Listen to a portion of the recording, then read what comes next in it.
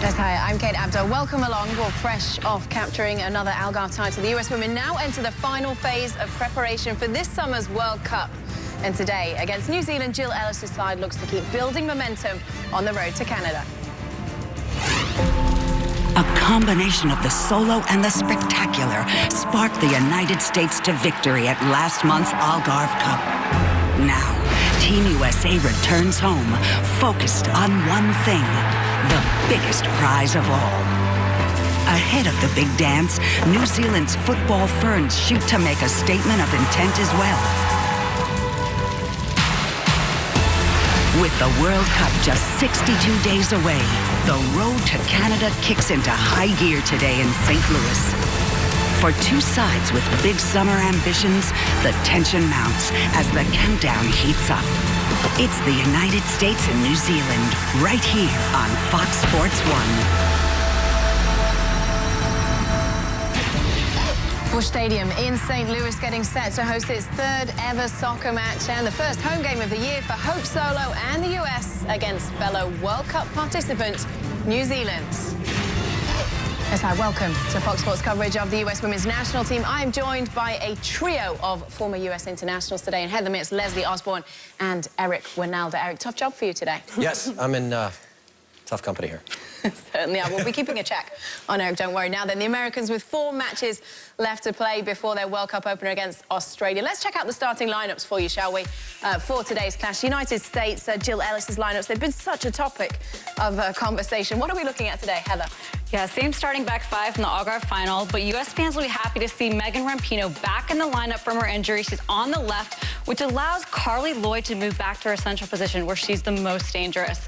We all know what to expect from Abby Wambach, you know, what she brings to the game, but based on her age and the number of games that we're playing in the World Cup, it's time to see Amy Rodriguez up top and what to expect from that partnership with Alex Morgan. All right, what about the opposition, New Zealand? They swept through qualifying for the World Cup. What to watch out for in their lineup, Eric? Hey, number 17, Hannah Wilkinson, University of Tennessee. She likes to play against the United States, 3 goals in 4 games.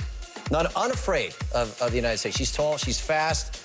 I'd look out for her. Hearn up top is their all-time leading scorer. Duncan's got 101 caps with plenty of experience. And Stott could have played for Australia. She chose New Zealand, so she got the lesser of 2 evils. She plays against the United States today, not in the World Cup. Good move.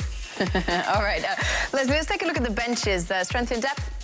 Well, having Abby Wambach coming off your bench, being the threat she is in the air and set pieces, is huge. And having Sydney Leroux back, she's 100% back from her ankle injury. She's feeling fit and good, and expect to see her get a lot of minutes today. And pay attention to New Zealand, Rosie White. Played at UCLA, super creative. She's young, she's fun to watch. She's going to go at this U.S. back line when she gets her moment today.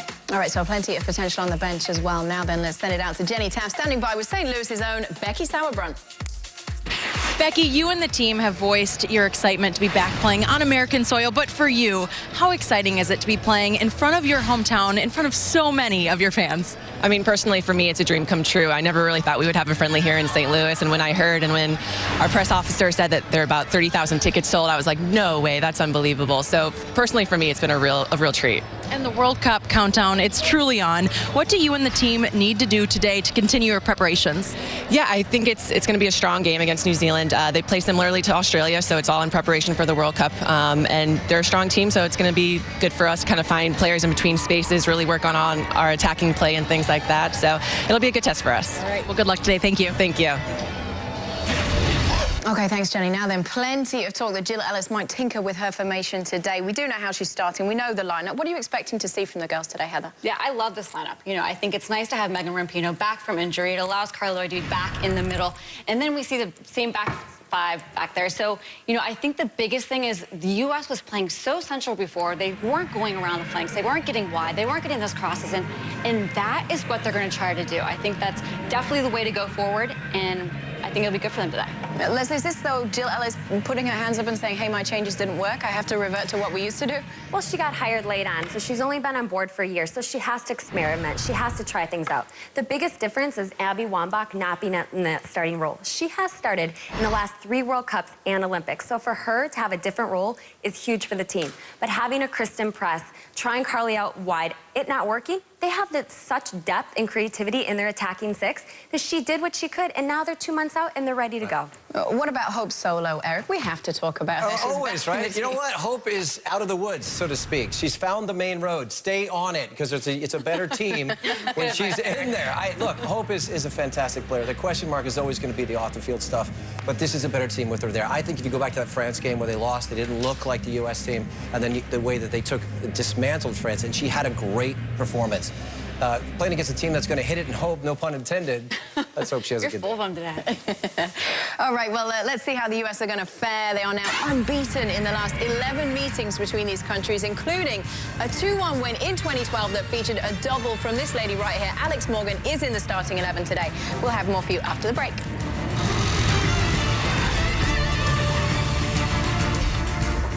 So then Julie Johnston, one of the players that's made a real impact for the U.S. team in recent weeks, scored in the final of the Algarve Cup against France. Had an impressive tournament there overall.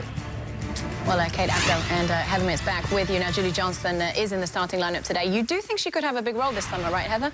I do. I think she's solidified her position on this World Cup roster. You know, when people have injuries, it opens the door, and that's exactly what happened for Julie Johnston. She worked in the offseason with Carly Lloyd and with James Galana. She really worked on her confidence, and when she had the opportunity to go and start those 3 games on the Algarve Cup and score a goal 7 minutes in, I mean, her confidence is brewing, and it's only going to continue to grow. I think she's definitely going to make a mark on this team. I don't know how much she'll play in the World Cup, but she's definitely going to take one of those roster spots. Absolutely. Well, credit to her for how she made the most of her opportunity. Now, the U.S. conceded only 1 goal in 4 matches en route to the Algarve title. They'll look for another confidence-boosting result today. Walkouts and kickoff are next. Oh, Morgan, are you kidding me? Press cuts it back. Press puts it in for the goal. Quick shot saved by Solo as Solo gets it done. And who else but Abby Wambach? Just what the doctor ordered. Yes, hi, welcome back. Well, it is that time. We are just about ready for kickoff in St. Louis. Let's send it out to your match commentators, Justin Kutcher and Ali Wagner. Kate, thank you so much. We are here in St. Louis at Busch Stadium where baseball starts tomorrow. However, soccer is being played today. The U.S. women's national team against New Zealand. And Ali, we've covered the World Cup qualifiers, the Algarve Cup. Now we're 2 months away. This is real. Oh, yeah, this is real. You can hear it. You can feel the excitement in the stadium. And that's what happens when a World Cup is right around the corner. And this U.S. team, they're going to start seeing the media descend upon them, and they're going to feel all this pressure to start to ramp up, and now's the time for them to put those final pieces of the puzzle together for them to peak in June.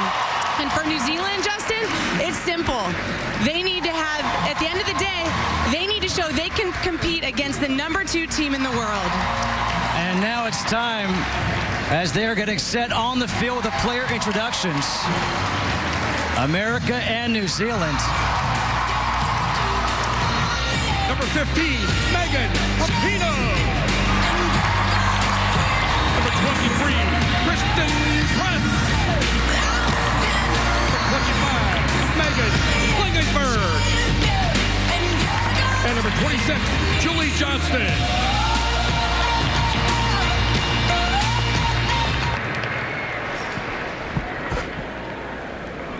Ladies and gentlemen, we ask that you please rise and remove your hats for the playing of the national anthem of New Zealand, followed by the national anthem of the United States of America.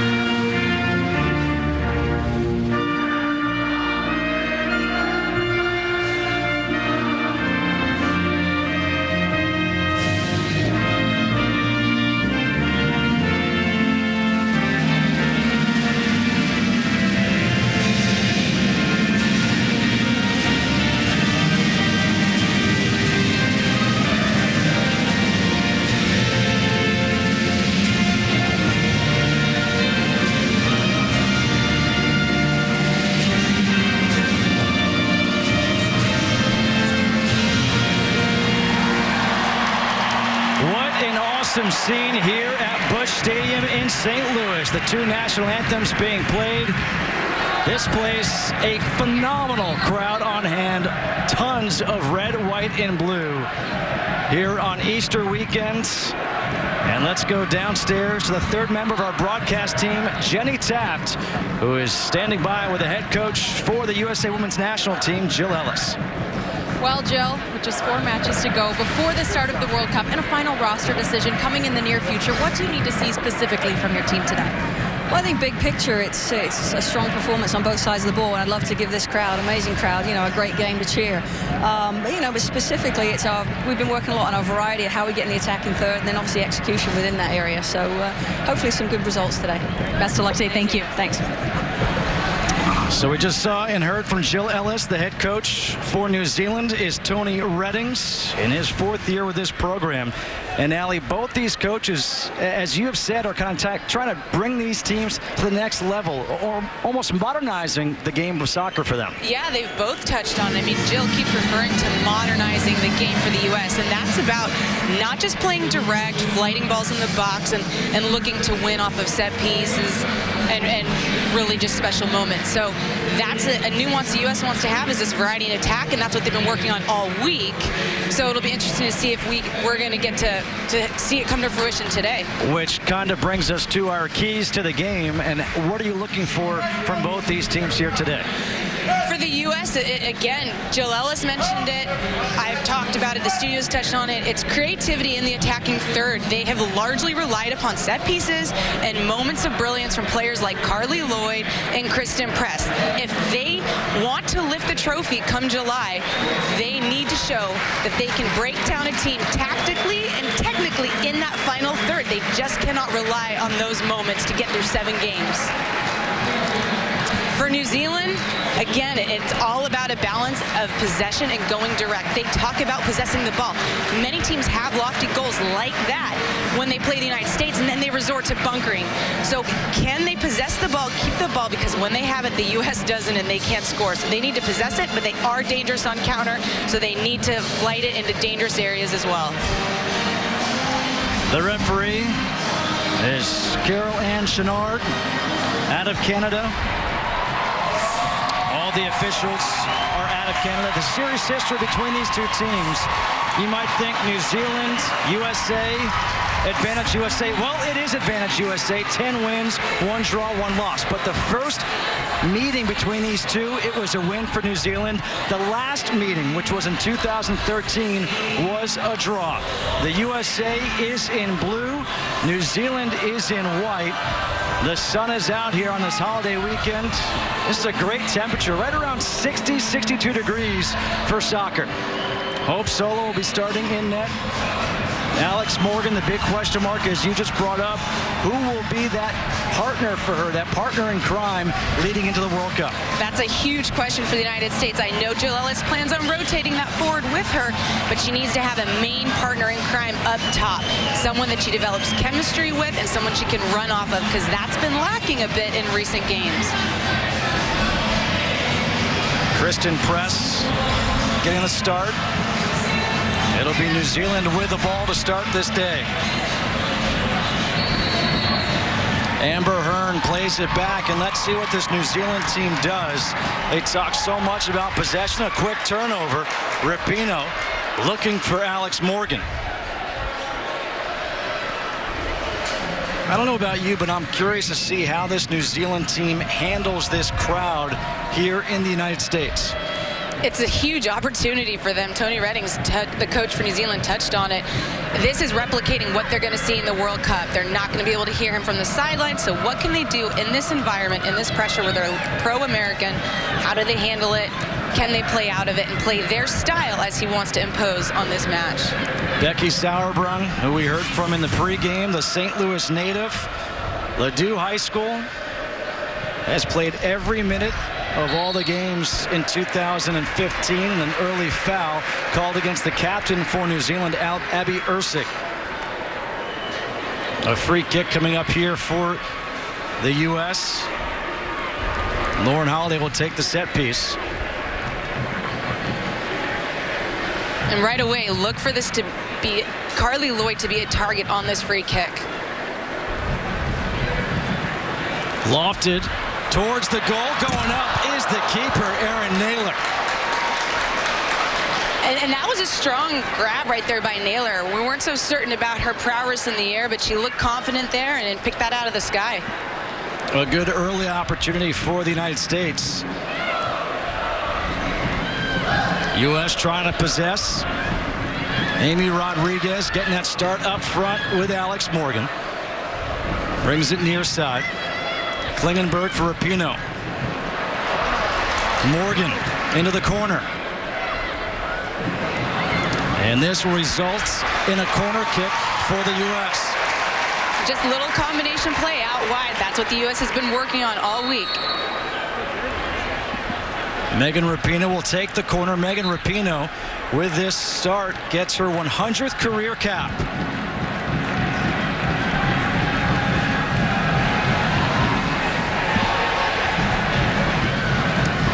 Rapinoe goes for the near post, and it's going to be a goal kick now for New Zealand. Absolutely, Rapinoe right there needs to send a better ball in the box. You don't know how many free kicks you're going to get, how many corner kicks you're going to get, and you need to take advantage of them and put a quality service in.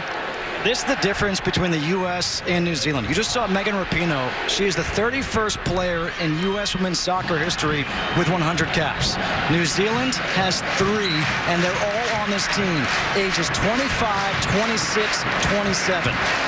It's a big difference between these two programs, and the fact that New Zealand is able to compete with the U.S. as of late says a lot about the dedication that they're beginning to see pumped into their program and the financial backing they have.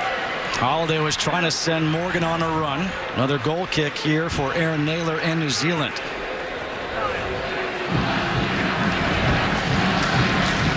Fourth minute of play, no score here. USA against New Zealand. And you know, a big change for the U.S. is Carly Lloyd in the center of midfield. Everyone has been wanting that as a fan, and I think it plays to her strengths a lot better, and it's going to help this team find that final pass in the attacking third, something that we've been stressing early on here. Throwing now for the United States on the far side of the field. There is Carly Lloyd. Lloyd was the MVP of the CONCACAF, the World Cup qualifier for the U.S. She's been huge for them. I mean, in over many years, but especially lately. Just picking the team up on her shoulders and carrying them. A nice series of quick one-touch passes for the U.S. Here's Lloyd, tries to center it, flicked on, loose ball, and this will be cleared out. Big time run by her. The run comes first. She made that inside-out run into the top of the box, and Klingenberg, great ball in for her. She slipped it in. I love this. You can just see Megan Klingenberg picks her head up, and Lloyd sees that space. That is a wide open gap for her to jump in, and Lloyd has a presence of mind to get in there and just tries to outside of the foot into Morgan, but a little bit too deep. U.S. working on the far side of the field after the free kick, the foul against New Zealand. Nice touch there by Lauren Holiday, showing off some creativity. Been impressed here in the early going, just the possessions by the U.S. New Zealand has barely touched the ball yet, you're right. The U.S. has done a nice job. It's early, it's 5 minutes in, so I expected a bit more direct game from the U.S. early on, but this is just a nice start for them. Morgan plays in the middle.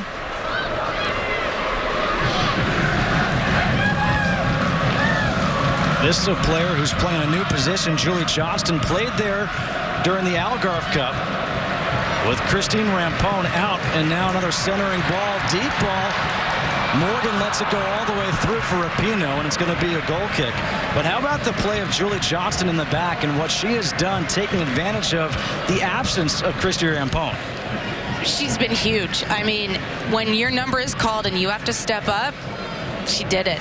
She can live by that, and she's earned a starting spot, and that's what Jill Ellis has said. It's now her position to lose. So, I mean, she did what she needed to do, and she's huge for this team going forward. I mean, I think her ability to control that back line but also play make out of there is a huge asset for them. You know, let's not forget that we talk about this being the final tune-up these next few games for the World Cup. This is really the last game for anybody to make that impression, because Jill Ellis has to cut it down from 25 to 23 for the World Cup. This and then their closed-door match are really the last opportunities to show why a player should be on the roster. And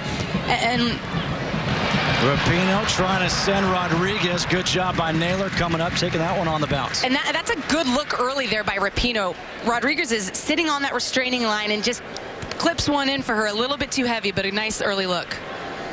You know, back to the bubble players and players that, you know, are really trying to sneak their way onto this roster. Those last positions don't necessarily get filled by players that are going to see playing time. So it's about team chemistry, and it's about consistency and a player that really can fill certain roles. We talk about Crystal Dunn, Lori Kolupny, Heather O'Reilly, Shannon Box, and Rachel Van Hollebeck as being the bubble players. Rapinoe looking to make a move. Rapinoe trying to cross. She does. Gets all the way through. The shot goes high. Kristen Press had the open net and just went up high with it. She's going to want that back. Rapinoe, nice job just driving end line here. Doesn't even have to beat her man to bend a ball. Alex Morgan makes a great near post run, and Kristen Press just skies it over the bar. What a job there by Morgan, though, to make that near post run and make it difficult for Naylor to pick that ball up. And Kristen Press is going to want that one back. She should do better there. Couple of early opportunities for the United States as Julie Johnston kicks this one out of bounds. A throw-in coming up for New Zealand. 9th minute of play. Kristen Press, she has been certainly a player to watch on this United States team. You see her numbers in 6 matches so far this year. She's definitely one of my favorite players to watch. She is so talented out there. She can do it all. She can play make and she can score. New Zealand looking for an opportunity now. Taken away, sent back the other way. Alex Morgan tried to flick it on with a head for Rodriguez, who applies the pressure, and Erceg has to play it back to her keeper. Can New Zealand now try to possess the ball a little bit?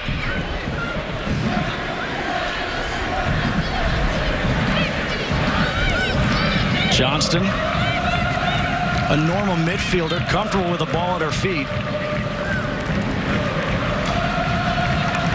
And now the U.S. will play it all the way back to their keeper, Hope Solo. And talk about a different team with Hope Solo back there. The confidence she returns after that 30-day suspension, had a very, very good Algarve Cup. And it just seems like this team plays differently with her back there. I don't know so much that they play differently with her back there. Sorry, more confidence. I think that absolutely. She has so much confidence, and she brings that out of her players. Here's Rodriguez.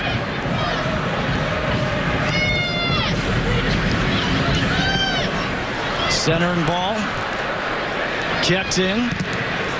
Ripped by Morgan. That's blocked. Johnston surveying. Lobs one in, and it gets all the way through. Rapinoe was the one player there for the U.S. And it's a goal kick now for New Zealand. And Coach Ellis has to be happy with this start. I mean, there's another example of flank play, a ball flighted in the box, a little mix-up, and they're peppering the box right now.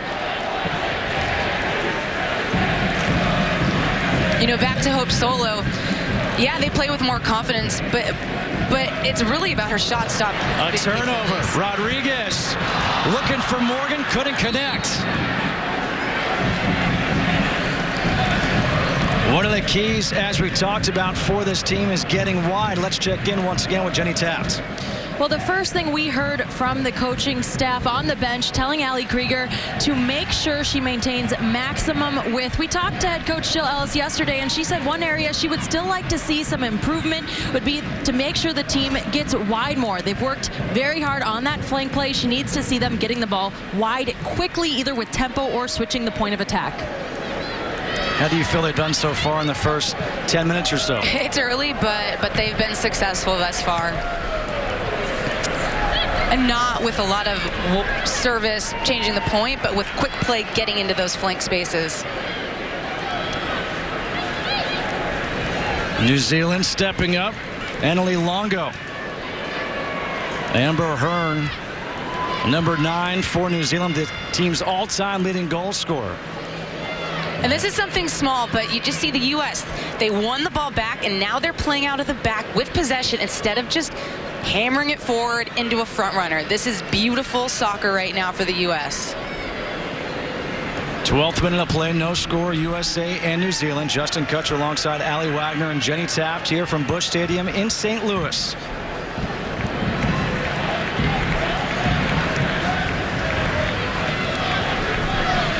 Alex Morgan controls, plays it wide, kept in by Klingenberg, and it's out of bounds off the foot of Wilkinson. Throw-in for the USA. A run for Morgan. Good slide tackle, kicked out of bounds by Rebecca Stott, and now a throw-in right around the 18.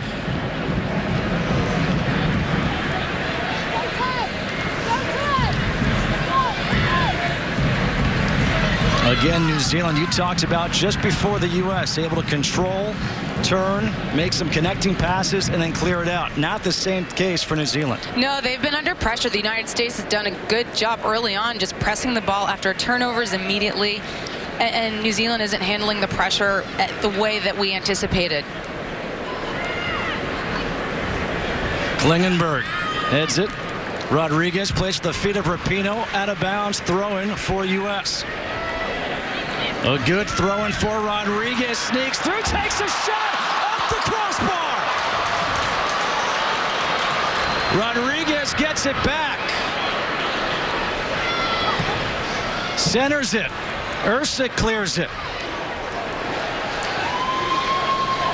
Another good opportunity for the U.S. That was all created by Rodriguez. Nice ball wide there by Julie Johnson. It's a simple pass, but she kept possession. Morgan. And New Zealand cannot keep it in. It's going to be a corner kick now for Team USA. And here's the throw-in, and you see Rodriguez just gets on the half turn and takes a half chance. Naylor's a bit off her line. Rodriguez senses it and tries to chip it over her. What a good look by a hungry forward who needs to get some goals. Rapinoe's last corner kick was not good, never actually got in bounds. How about this one? Gets all the way through. Krieger crosses. Klingenberg takes the shot and scores!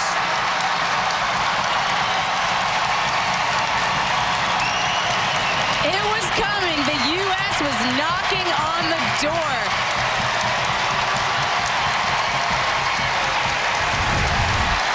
And here you see a great ball in by Rapinoe. Lands right up outside the top of the 6-yard box. New Zealand is not able to clear it. Another ball sent in. Right now they're just hammering, and New Zealand is living on the edge. And then Klingenberg takes it on the half volley out of the air and sends it home. Look at this. Just a perfect clinical strike. For all you kids at home, when you see that, she doesn't have a long follow-through. She has a poppy, snappy shot. It keeps it low and just drives it right by an outreach nailer. Team USA scores in the 15th minute to make it 1-0. Megan Klingenberg with that strike. And here comes Carly Lloyd once again. Press trying to play it out wide. And you talk about that shot. I mean, that brought back memories of what she did in the CONCACAF against Haiti. Another shot opportunity and a save by Erin Naylor. Corner kick again for Team USA. And here comes Krieger, sending a nice ball in for Press. Press just takes her man and says, I'm going to have my chance too, and strikes it. And Naylor does a nice job to tip it over the top of the bar, but she seems a bit off her line there. Maybe if she's a few steps back, she can pick that out of the air, and New Zealand's heading the opposite direction. Another corner, and this is volleyed over the end line for a goal kick. Well, next Saturday, Fox Sports 1 kicks off our year-long Major League Baseball coverage with a doubleheader as the Red Sox take on the Yankees in the Bronx at 12:30 p.m. Eastern, followed by a playoff rematch of last year's battle between the Royals and the Angels. That's at 9 p.m. Eastern. Coverage begins next week on America's Home for Baseball every Saturday, Fox Sports 1, and streaming live on Fox Sports Go. Justin, this is an important time in the game for New Zealand. I mean, the U.S. is putting them under pressure, creating chances after chances. New Zealand cannot let this game get away from them. Johnston able to get back and head that one. Klingenberg out of bounds, and it will be off of New Zealand, and a throw-in for USA. And Coach Reddings has got to be scratching his head, because one of the things they've been focusing on is a 90-minute performance. This team has given up early goals in most of their recent games. They fall behind early, and they have to scratch and claw their way back. So this is, again, not the start New Zealand wants, and especially as they have 2 more matches to fine-tune how they want to start the World Cup. Ali Krieger plays it inside for Holiday, getting pressured from behind. Good job finding Klingenberg near side.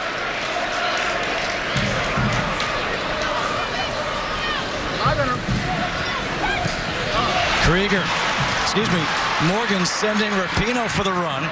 And that's kicked out of bounds. Throw-in coming once again. And when we talk about the chemistry and the relationships of these players needing to peak and start to blossom, that was a perfect example. As Morgan checks, Rapinoe's getting in behind. You're pulling the defense out as another player is getting in behind.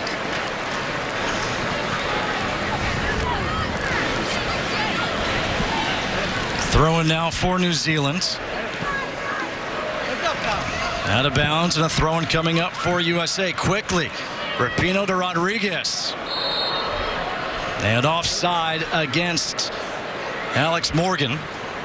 A free kick, and quickly New Zealand gets it back in.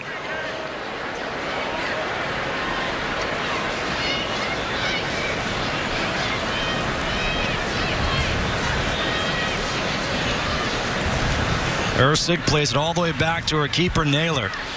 Allie, you talked about it. Toni Reddings, the slow starts for New Zealand. I don't know if it's a slow start for New Zealand or a really impressive start for Team USA.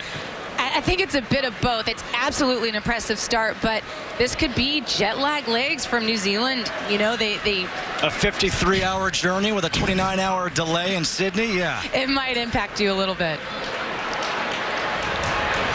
But unable to track it down. The U.S. is bright. I mean, right now, they're putting New Zealand under pressure, and this is what New Zealand's going to face in the World Cup, so it doesn't matter if it's a great start by the U.S. This is what they're going to face, and they have to learn how to weather the storm, relieve this pressure, and then start to find their own game, the possession game that Toni Reddings talks so highly about that his group can implement.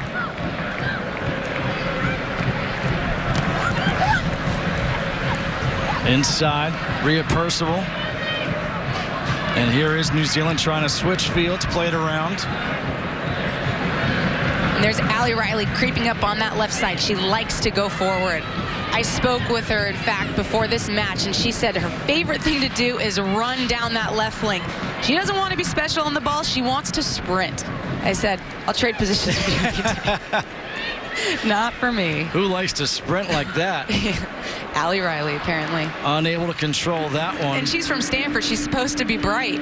Yeah, right? I think she had like a 3.82 GPA in psychology. It was on a curve. It was on a curve. Oh, good point. So, like, once you get into Stanford, then it's easy. Exactly. Yeah. 20th minute of play, 1-0, USA on top.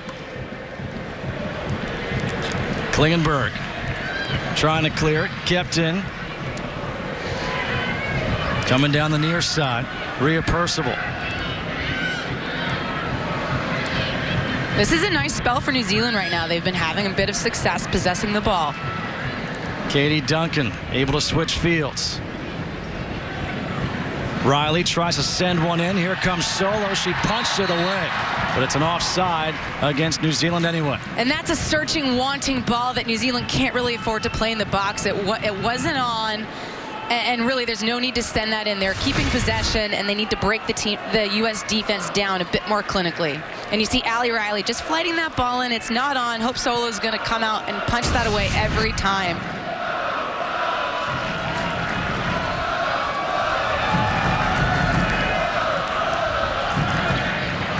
Solo with a free kick.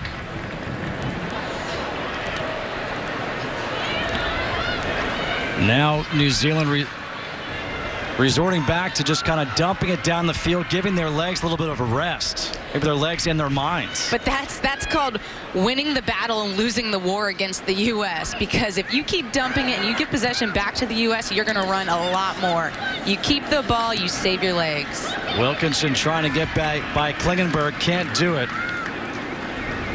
And a goal kick coming up here for Team USA. Well, tomorrow, Katie Nolan brings her fresh perspective on the world of sports and gives her unfiltered take on the week's headlines. It's smart, funny, irreverent, and unlike anything you've ever seen. Catch Garbage Time with Katie Nolan tomorrow at 9:30 p.m. Eastern, right after the Sporting KC Philadelphia Union MLS game here on Fox Sports 1.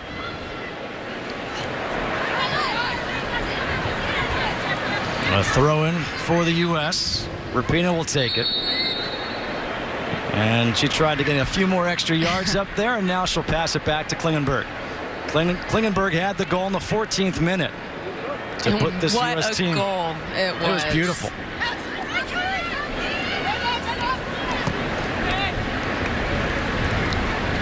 Another throw-in coming. Morgan plays it back for Klingenberg. And now Johnston will control. Brings it out wide once again. And a throw-in for the U.S. No, they're going to say a throw-in for New Zealand. I thought that was off of New Zealand. I'm going to go with the referee on this one. Referees are never wrong, Justin. I'm sure that's the way you always were like when you were playing. Rapinoe trying to leave it inside for Lloyd. Rodriguez gets taken down, and a free kick coming up here for the U.S. This is an interesting spot for a free kick. You don't have the best angle to flight a ball in and redirect it on frame with a header, so it's going to be interesting to see how the U.S. sets up here. I think you need to get some early runs across the face and nail her to distract her, and if it's a shot and it ends up in the back of the net, that's what you always intended. If it's redirected, that's what you intended to. Rapinoe lining up to take the shot. Rips one off the wall. New Zealand trying to break out. They can't. Krieger controls, plays it back for Holiday. And again, they get it back out wide to Krieger. Rodriguez couldn't touch it. And a goal kick. But it's a nice look and a nice run by Rodriguez. I like that. Just another flat run along the line of the defense that's going to slip in at the last minute as that ball's played in. She's so quick and so fast that's one of her assets. So she needs to keep making those runs to keep this defense on their heels. Annalie Longo was the player who went down for New Zealand. She's back up. 25th minute. But think about it. We talked about this just before. A 53-hour trip to get from New Zealand to here in St. Louis. It's unreal. I mean, a 29-hour delay to the point where some of the team had to fly from Sydney to LA. Some had to fly from Sydney to San Francisco. They had to split up on the trip down here. And you can be as mentally tough and physically fit as anyone in the world, and that's going to impact you. Couple of nice touches, combinations here. Katie Bowen plays it for Wilkinson. Wilkinson skies one. And it's headed out, cleared out by Press. And now sent back in. Unfortunate ball there by Duncan. She had Allie Riley getting wide on that left flank. If she could have pinged it over there, things might have opened up for New Zealand. Erceg thought her teammate was going to make a run. Instead, it's Rapinoe who comes back to play it.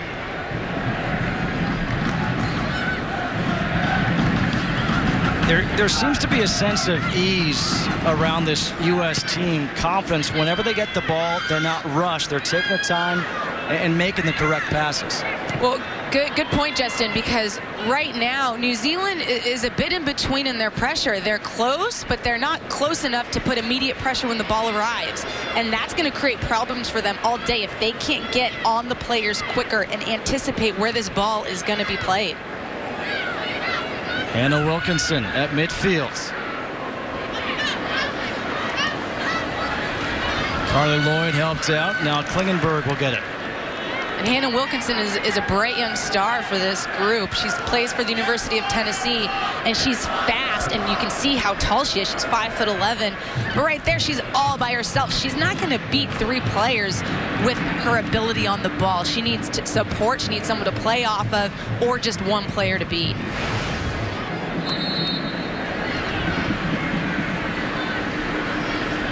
Throwing coming up. She's got all the sense of confidence, though, of a 30-year-old veteran, doesn't she, when we met with her the other day? She's an impressive young lady. Lloyd leaves it off for Rodriguez. Her centering ball gets through, and it's off a New Zealand player, so a corner kick coming up once again. I love that ball by Rodriguez. Nice job by Carly Lloyd to drive the center of the park, and Rodriguez sends that early ball in, bending behind the back four. That's such a difficult ball for those guys to defend because they're facing their goal. Amy Rodriguez trying to be that partner for Morgan up top. Rapinoe. Krieger sends it back in. And this will be a goal kick for New Zealand. 28th minute. There was a flurry of opportunities early going for this U.S. team. The crowd was into it. Since they scored the goal, though, not much. It's kind of settled down here. Yeah, the game is really settled. You're exactly right. It started to kind of settle in, and New Zealand is, as Tony Reddings has alluded to, they start to find their legs at this point in the match, and maybe that's what's happening. Maybe the U.S. has burnt that initial adrenaline rush a bit, and now they're starting to settle in and find their rhythm, because you can't play with that intensity for 90 minutes. Klingenberg plays it back for Sauerbrunn.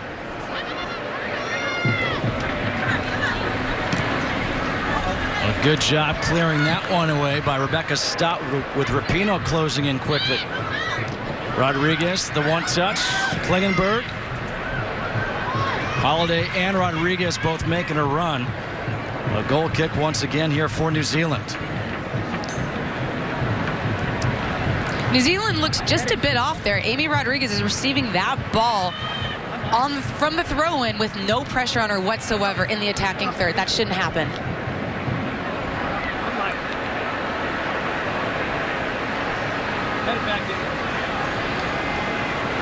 You know, I actually can't believe how quiet it has gotten here in the stadium. That's a really good point. I think everyone is intently watching this match. There's not a bunch of screaming young girls like there normally are. New Zealand trying for a quick attack. Klingenberg is back there. Plays it out wide, too wide, and a throw in here for New Zealand.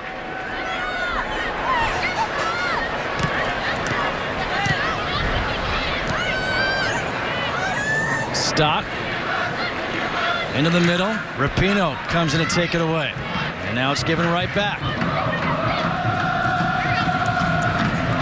Longo. Nice move. Now has to go up against Klingenberg. Out of bounds and a throw-in for New Zealand. Just a nice piece there by Longo and good defending by Klingenberg.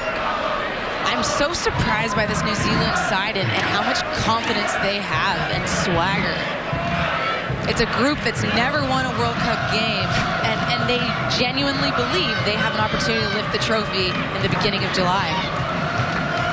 Stott makes a move, tries to send a through ball, and it gets all the way through. And a goal kick here for the U.S. MLS Soccer Sunday returns tomorrow as the San Jose Earthquakes square off against the Real Salt Lake on ESPN2, followed by Graham Zusi and Sporting KC hosting Maurice Edu and the Philadelphia Union at 7 p.m. here on Fox Sports 1, sponsored by Audi. 1-0, 31st minute of play here at Busch Stadium in St. Louis. The first of 4 that the U.S. will play before the World Cup in June in Canada. May 10th against Ireland in your neck of the woods in San Jose. May 17th against Mexico in Carson, California. And May 30th against Korea. And that's in Harrison, New Jersey. Yeah, I'm jealous they get to play in the brand new Avaya Stadium right by my house. It is a beautiful setting for soccer. A turnover. Press. Looking to send Rapinoe. Rapinoe stays on. Trying to keep it in. She does. And it's right to the keeper, Naylor. Nice little look there by Press to win that ball in midfield and then pick her head up and see that Rapinoe is in and just dropping that ball over the top. I think it wrong-sided Rapinoe a bit, so that's why her timing was off. Otherwise, she might have been able to take that out of the air. And just notice the gap that Christen Press likes to play in and receive the ball. Just a few moments ago, there was a time she popped off into the seam in between the defensive line and the midfield line, and she likes to play there. That's where she's comfortable now on the outside, as opposed to when she played striker and was used to someone always up her butt. The pressure. Here's Klingenberg. Rapinoe has some time. She turns. Good 1v1 move. Lloyd trying to one-touch for Morgan. Morgan takes the shot, and that's going to go high over the crossbar.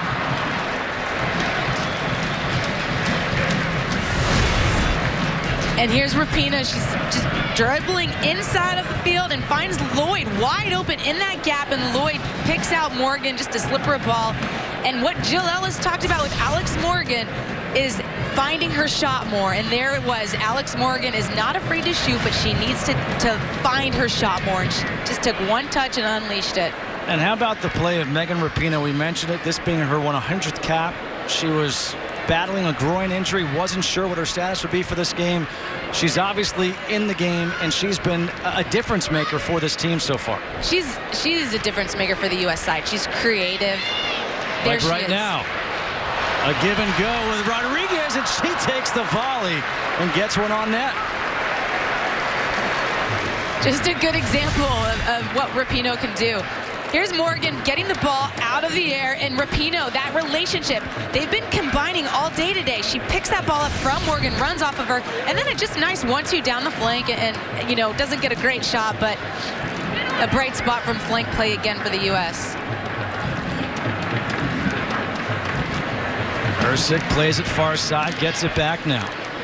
34th minute, still 1-0. USA scored in the 14th minute.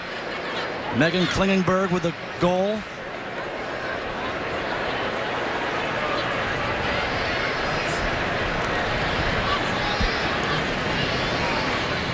Good job by Krieger stepping up, trying to hold off her player.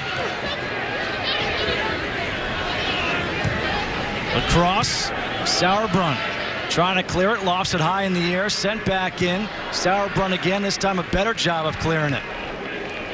That was a glimpse of what Hannah Wilkinson can do on that flank. She took Krieger 1v1 and was able to get across it.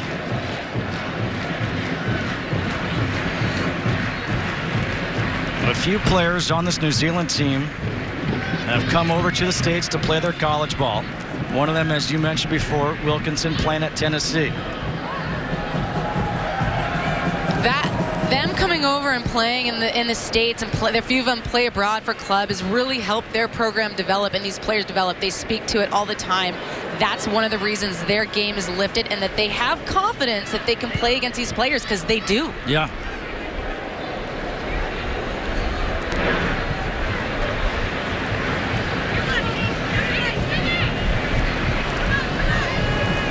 Not much going on, so why not play it back to your keeper? You got to share the love sometimes. And you can see Johnston, she's organizing her defense. She's communicating constantly, and that's what she has to do as a center back. Rapinoe brings it down. Good give and go there with Holiday. Now it's Morgan. Leaves it off for Klingenberg.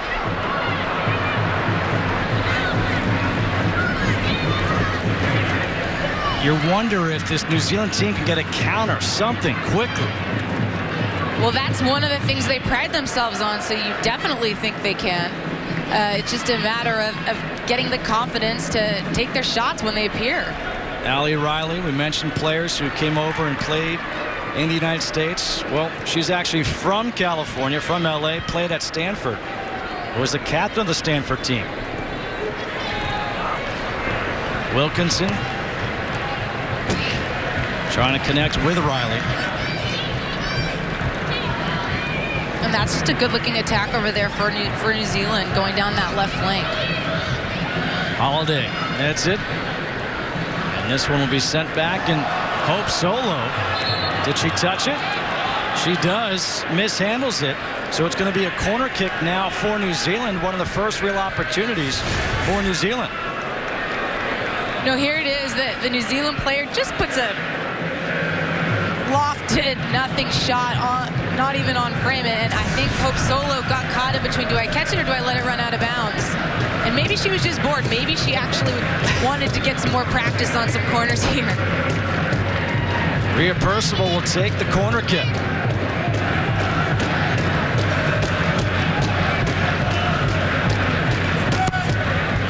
Driven, far post, goes all the way through in a goal kick here for Hope Solo, but that was pretty good to get it all the way through, and she had no one on the back post for it. Not a bad ball, but it's very deep in there. But when you have someone of Hannah Wilkinson's height, you'd like to see her get on the end of that. She's not the best in the air for her size, so as a 22-year-old, that's an area of her game that she can improve.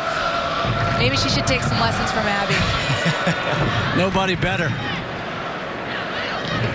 38th minute, still 1-0. Rapinoe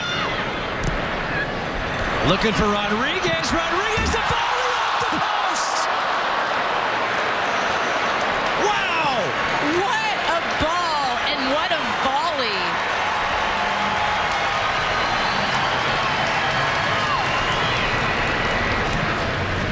Rodriguez again. Trying to turn. Gets taken down, was looking for a whistle, didn't get one. Holiday plays it near side. Klingenberg. Morgan is on side, but she can't catch up to it. What an opportunity. You mentioned it, the pass and then the attempted finish by Rodriguez. Yeah, just a big-time ball there. You know, just a loose ball. Megan Rapinoe picks it up in some space, sees Rodriguez is wide open on that backside of Eric's shoulder and unleashes an unreal volley. So unlucky for that to come off the post. Nice bending ball in and great timing by Rodriguez. That is not easy to do. You know what's impressive? When on a miss, it's still pretty. 10 shots to 1 in favor of USA. I can't stress enough how important Rapinoe is to this side. You can see it right now. She has the technical ability to flight those balls in and the tactical savviness and awareness to know when it is on. And Rodriguez, what a run to get off that back shoulder of Ericik and find herself in that wide open space. Holiday plays it back for Johnston. Krieger couldn't hit it to the foot of press. And so here comes New Zealand. On that far side.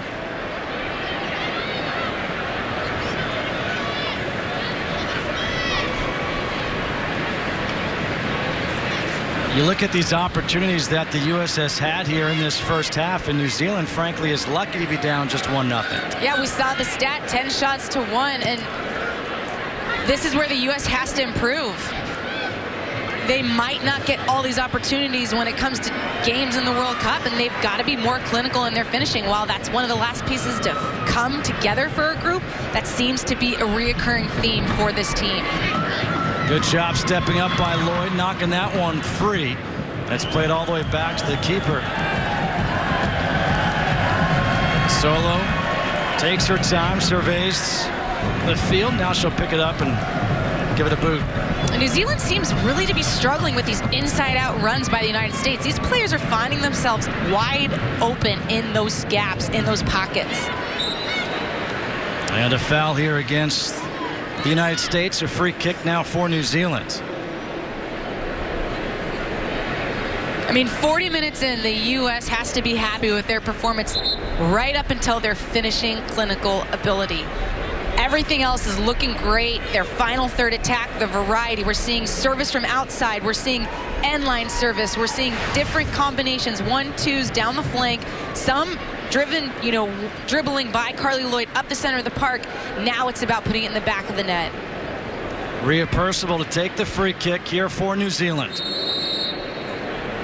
And before she'll do that, the referee, Carol Ann Chenard, talks to the players. All right, now we're good to go. Some battling back and forth.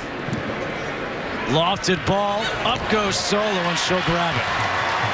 And quickly gets it out to Rapinoe, trying for the counter. Played back, Katie Duncan. She centers one. Lloyd now has tons of green to work with. Makes a move. Lloyd, how about that ball all the way for Rapinoe?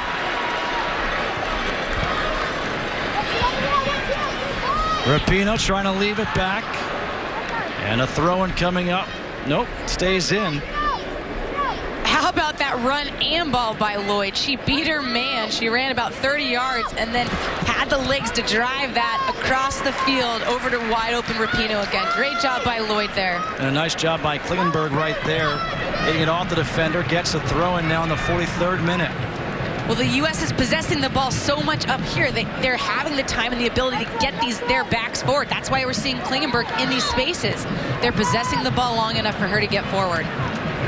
A foul here against Alex Morgan coming up at halftime. We'll have highlights with Kate, Heather, Leslie, and Eric. Also, we'll count you down to the Women's World Cup this summer. Can't wait to get out to Vancouver, get the whole crew together, and then disperse and travel all across Canada. Going to be awesome. It is. It's going to be a blast. New Zealand hoping to do something here in the final couple of minutes.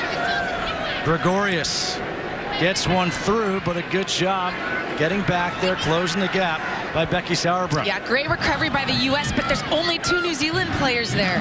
They've got to get more numbers around the ball if they want an opportunity to tactically break down the U.S. and get some opportunities on frame. Klingenberg clears it, throwing once again.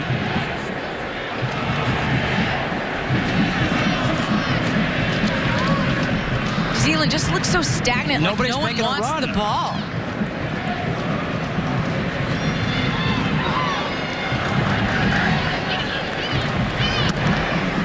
Sent back in. Sauerbrunn heads it. Rapinoe. Here's Rodriguez. Doesn't have numbers. I like the way she's playing.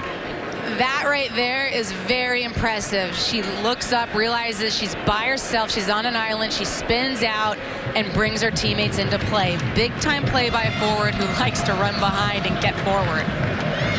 Krieger trying to send Rodriguez. There's Ursig cutting it off. And it's kept back in. Press. Kristen Press brings it towards the middle. Holiday will play it back. Again, the patience by the U.S. team here in the first half, now in the 45th minute. Lloyd, wide open. Lloyd, she's not afraid to shoot. And a goal kick here for New Zealand. Great seam for Carly Lloyd to sit in. That's where she wants to be. Right outside the top of the box. In there, no pressure on her whatsoever. Is able to turn and have a go. 9 times out of 10, she puts that on frame. She has been one of the, if not the most prolific goal-scoring midfielder in U.S. soccer history. Aaron Naylor to take the free kick. Looks like she shanked it a bit. Rodriguez. Press trying to send Morgan for the run. Flicks. And it's offside anyway. Still pretty. So pretty. So pretty. The relationship between those players is coming to. She's a nod off. She's definitely offside. She doesn't have to cut it that close because she would have been in. And that will do it for the first half. A half that was dominated by the United States. Megan Klingenberg with the goal in the 14th minute. A really, really good first half of play for Rapinoe. Rapinoe played well. Amy Rodriguez played really well. The St. Louis native, Becky Sauerbrunn, a nice first half on defense. Hope Solo really wasn't tested. but it was Klingenberg who had the goal in the 14th minute to put the United States up 1-0. And that's where we are as we are now at halftime. Hope Solo walking off. Wasn't really tested in that first half. Jill Ellis, I think I see a smile there. She should be smiling because they worked on final third, creating the variety in the attack. It wasn't all about finishing, it was about the attack. All right, let's get you down now to Jenny Taft, who is joined here by Megan Klingenberg. Well, Megan, another unbelievable finish from you today. Very similar to that goal we saw that you scored against Haiti. Now take me through what you saw with that play. It's kind of like the last one. It was a cross from the right side. It came bouncing out to me, and all I was thinking was just keep it on goal, because if it's on goal, it has a chance to go in. And thankfully it did. And also for you guys defensively, you kept them to only one shot. What's working so well for you guys in the back line?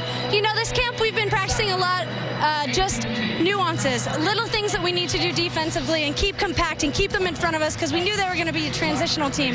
And so we haven't let them in behind us, and I think that is key for us going into the next half as well. All right, appreciate your time. Thanks. Thank you.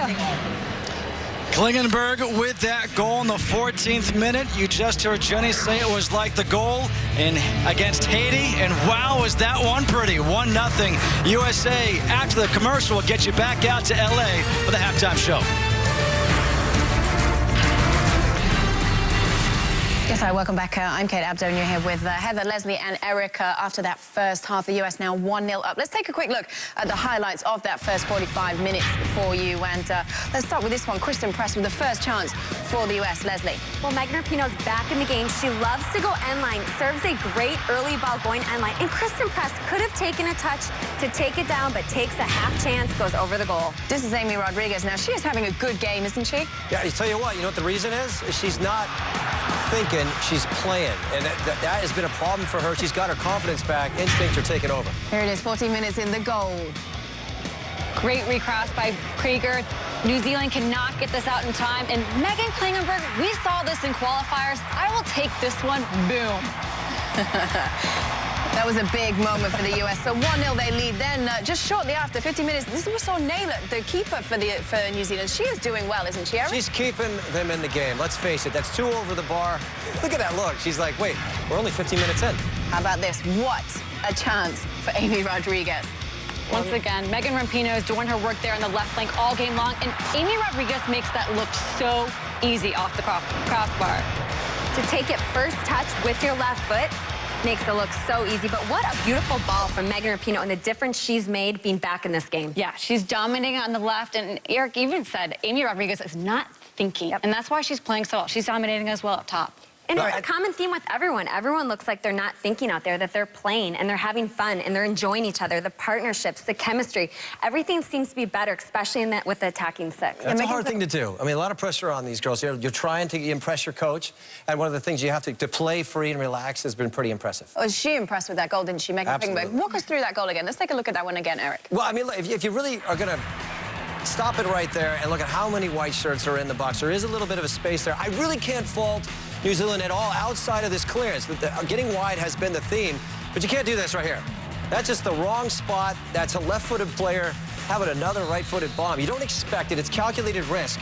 They did almost everything right outside of the clearance. They busted their butt to get to the ball, but it was still a world-class finish. The Jill Ellis have been saying ahead of the game that they've really been working on their play in the final third. Are we seeing that now come to fruition? Absolutely, and we're seeing them go down the flanks and get those crosses in, quality crosses. Megan Rapinoe going up and down the left flank and being so dominant, but all the players really getting involved. You're seeing Carly Lloyd spraying balls wide, getting in and getting that third opportunity. I mean, it's all the players are really contributing. Yeah, awesome partnership. Carly Lloyd and Kristen Press getting the ball, changing the point. I love the little combination play between Alex Morgan, Amy Rodriguez. They look like they're all on the same page and they're having fun and they want to score more goals. They should have more goals. They're going to score more goals. They need more goals. There's still only 1 goal difference in it at the moment. Megan Klingenberg, she scored her first international goal last October.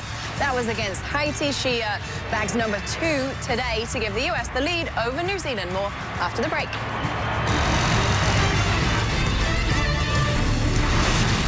The U.S. men's national team returns to action on April the 15th with a friendly against arch rival Mexico. We're going to bring it to you live from the Alamo Dome in San Antonio. Coverage of that one begins at 8:30 p.m. Eastern on Fox Sports 1. The U.S. women closing in on another victory in preparation for this summer's World Cup. After the break, Justin Kutcher and Ali Wagner have the second half commentary for you.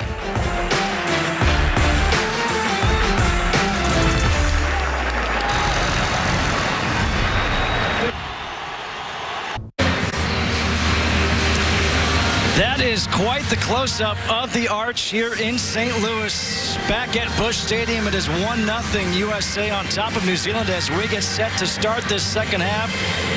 The USA with the ball to start.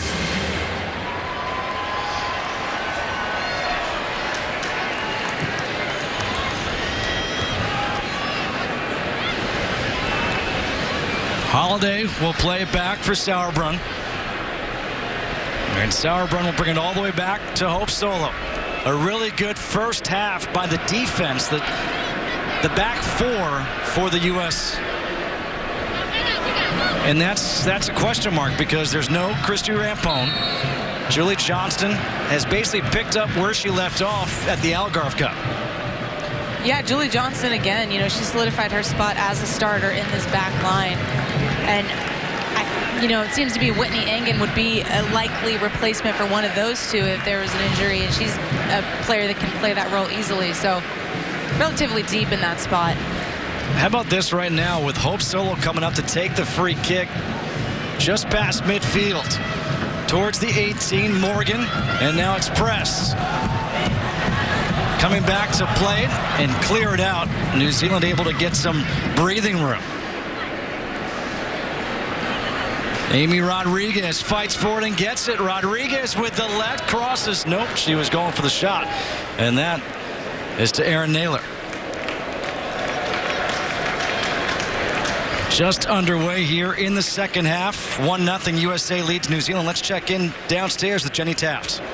I spoke to head coach Tony Reddings as he was running back on the pitch, and what he told me, he was frustrated with the way his team started. He said they did exactly what they didn't want to do. They were playing timid, almost waiting for the U.S. to come at them. But Tony did tell me that he'd like his team to start this half as they finish. That's where the opportunities will come. The U.S. is just too good to be waiting for something. He also told me no changes at the moment, but he will be looking to make some changes very soon. I think that's probably going to be the case with the United States as well, and Jill Ellis. She'll probably make some changes in a little bit, but right now neither team has made any changes to start out this second half. Klingenberg. And a throw in here for the USA. I think it is a fair statement that Tony Reddings made about his side. They did look like they were on their heels. They looked a bit wary. They didn't look as confident on the ball, and that's why things opened up so quickly and easily for the United States. And then it settled in as the players started to get some confidence for New Zealand, and they really started to find their own rhythm and their pace in this match. Too much on that touch leads to a throw in here for the USA. Allie Riley was trying to go against Kristen Press.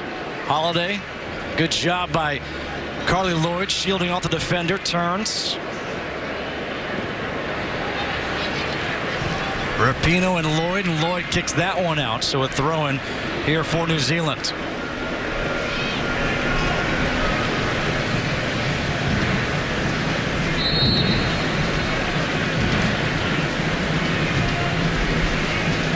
The goal in the 14th minute by Klingenberg, the only score so far in this one. Sauerbrunn, the St. Louis native, tons of fans here to watch her play in this game. Tons of fans just in general to watch this game. A great crowd at Busch Stadium. Yeah, this is the environment you dream of playing in when you're a soccer player. 30,000 plus fans in a small stadium where the energy really can lift you and boost you, and it's perfect soccer weather on a perfect field. Playing out far side, Wilkinson. Wilkinson against Klingenberg, tries to cross. It's going to be a corner kick as Klingenberg hit that one out. And this is an opportunity for New Zealand right here. Set pieces may be the way that they can find a way back into this match. Good job to earn that free kick by Hannah Wilkinson, and now she's got to also be one of the targets. Ersig is obviously going to be another one. There's tall frames out there.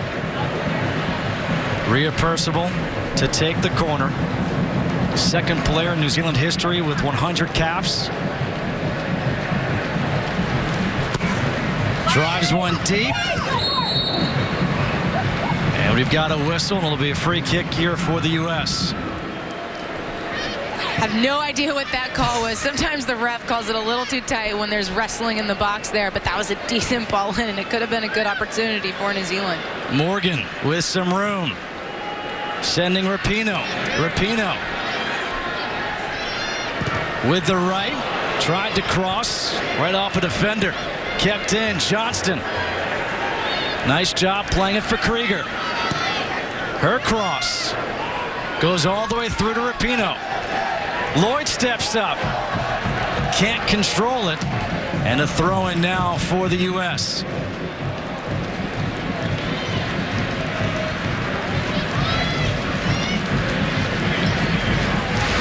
You know, it's funny, but with the ball being played wide so much, we haven't called the names of Lloyd or Holiday that much in this game so far. Well, they're doing the subtle things that are opening the game up for the U.S. We might not be talking about them because they're not being super dynamic on the ball, but their ability to just do the simple things right, to get the ball in space like Lloyd did earlier and turn and then play a player wide. They're just spraying that ball wide and dictating the pace in the middle, and then defensively they're also doing the work just to break up any sort of counter attack that New Zealand is trying to find. An offside called against Amy Rodriguez. And sometimes I know Lauren Holiday has to play that role for this group because that's what they need out of her, but she loves being a number 10. And it's sad that we don't get to hear her name being called for being special on the ball necessarily towards the goal and really playmaking or finishing herself, because she is so talented in that position as well. And there she is, just breaking up that play. That's that work rate, that number 6 role that she has to play for this side. Good job defensively. Each player helping out their teammate. And it's Johnston who tries to play it up to Morgan. And a handball will be called against Alex Morgan. And quickly, New Zealand gets it back in. Smart. Every dead ball situation is an opportunity when the other team lets down for a second. It's smart to try to take advantage of that lull in their mentality. Ersig serves one in. Solo has to come up to play it off the bounce with Wilkinson closing in. Wilkinson, a dangerous player against this United States team. 3 goals in 4 games in her career against the USA. Those aren't bad stats when you're facing this team. And when we spoke with her, she likes the challenge of playing against a Hope Solo. Not even arguably, she's the best goalkeeper in the world. She likes that challenge and wants to see if she can put one by her. A throw-in coming up here for New Zealand. And you'd mention Hope and how you say it's not arguably, she is the best keeper in the world. Back at World Cup qualifier, there was a question mark. Would she be available for this team? Right, and she's been doing the work off the field to make sure that question mark isn't there, and that's something that this team just has to know and face if the opportunity comes, or the challenge arises, I should say. But she's doing her work off the field to get herself healthy and get her mind right so she can be here for this team in June, in July, in Canada. Holiday brings it near side for press. Holiday, good job switching fields for Rapinoe. Rapinoe has an overlapping Klingenberg if she wants her, doesn't need her. Rapinoe for Press. And Press tried to cross. And look at Rapinoe coming all the way over from one side to the other to try to get that ball back. And it's a throw in here for the United States. That's quickly. The fitness and the effort that the United States puts out on the field every time they step out. And that's why they're always someone to be reckoned with. Johnston with time. Rodriguez. Rapinoe off the body of Ersig. And it's going to be a corner kick. And that attack by Megan Rapinoe was so beautifully scripted. She's going through, that gap opens up because Ali Krieger decides to make that overlapping run and open up that space for her in the middle. Holiday to take the corner.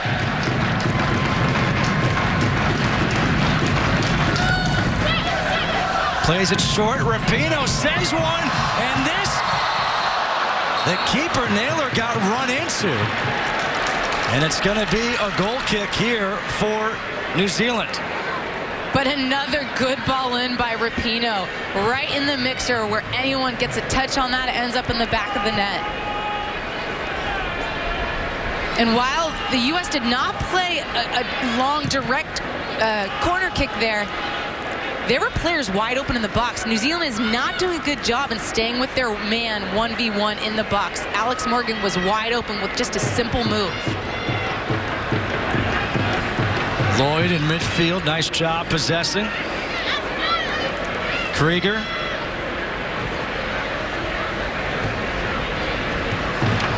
And again, switching fields, playing it out wide to the flanks. Rodriguez. And you said we weren't calling Lloyd and Holiday's name enough. Well, that was a perfect example. Lloyd got it to one side of the pitch, then Holiday found the other side. They're dictating the rhythm, they're dictating the pace for this U.S. side and keeping possession. We've got some substitutions now. Tobin Heath is going to replace Kristen Press. Here comes Heath. And Kristen Press had a bit of a quiet game for me, but this is an opportunity for Tobin Heath. She hasn't seen a lot of playing time as an opportunity to show what she can do and whether or not she is a valuable option as a starter for this group. Lori Kolupny is going to come in for Amy Rodriguez, who had a really, really good game here today. Kolupny, a St. Louis native, will get the ovation. And Sydney LaRue comes in, LaRue comes in for Rodriguez. And Kolupny comes in, I believe, for Klingenberg. And a throw-in coming up right away now for the U.S. And both are interesting subs. Sydney LaRue has to prove herself in this game today. She hasn't had a lot of playing time. She's been injured. She needs to show what she can do with Alex Morgan up top and whether they're going to have a great chemistry and a good partnership that's going to be one of the rotations used in the World Cup.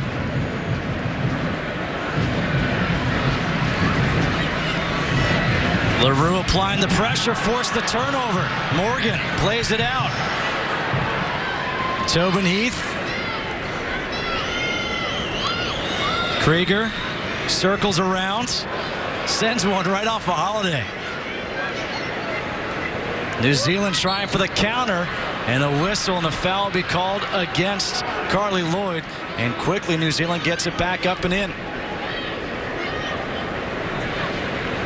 Duncan switches to the far side.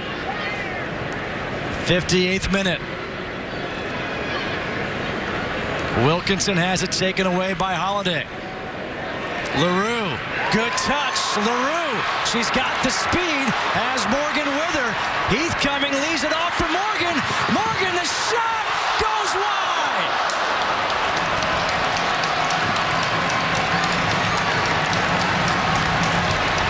Well, that's a statement right there by LaRue. And here's Holiday just winning the ball simply, no pressure on her, finds LaRue in space, and LaRue, look at how fast she is. That's not a great touch, and she still managed to get on it.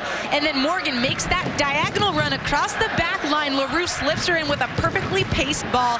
And Morgan, she's got to put that away, but that's the finishing touch that is the last to come for a player that's been injured and trying to find her peak form. 59th minute. LaRue stays onside. The cross inside the 18. Krieger able to keep it in.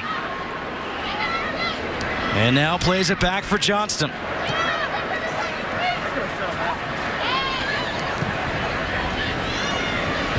Lloyd coming in. The shot goes wide by Kolupny. The new season of The Ultimate Fighter will be unlike anything you've ever seen before as two rival Miami chicks square off in a team-against-team format to settle once and for all which is the best. The exciting new season of The Ultimate Fighter begins April 22nd, and you could only see it on Fox Sports 1.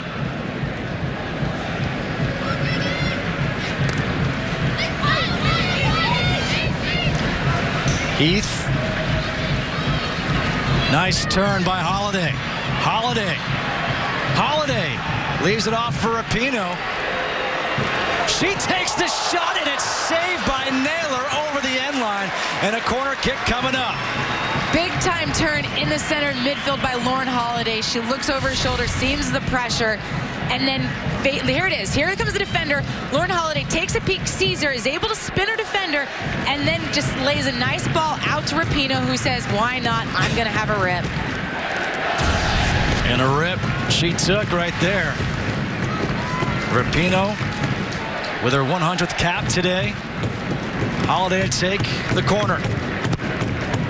Lost one. Back towards the 6. And it's headed out by Sydney Leroux. Oh. Another good ball in by Lauren Holiday that ends up right at the top of the 6-yard box. And I think Sydney Leroux just went up for that gingerly. She needs to attack that ball and head it down on frame. These are opportunities that the United States can't keep squandering because it can come back to bite them. I can't believe I'm saying this, but we're sitting here at only 1-0 against this New Zealand side when they've created a plethora of opportunities. Rapinoe looking for Morgan. Turns it over.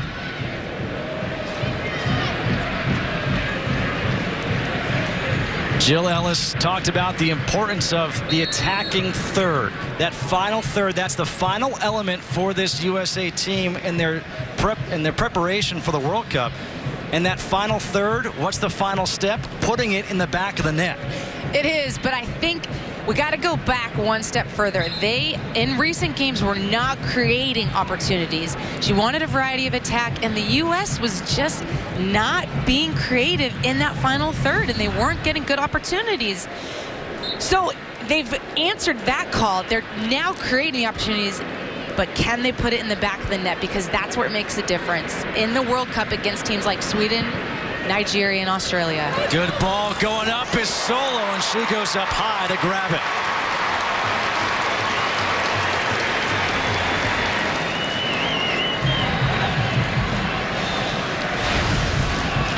She certainly makes that look easy, doesn't she?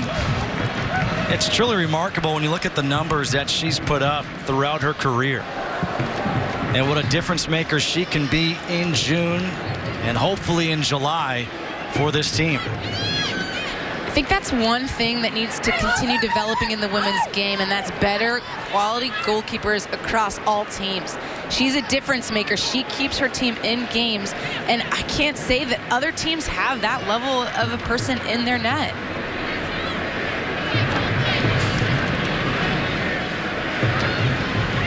Again, it's just 1-0. New Zealand hanging around. Off of Tobin Heath, throw-in now for New Zealand.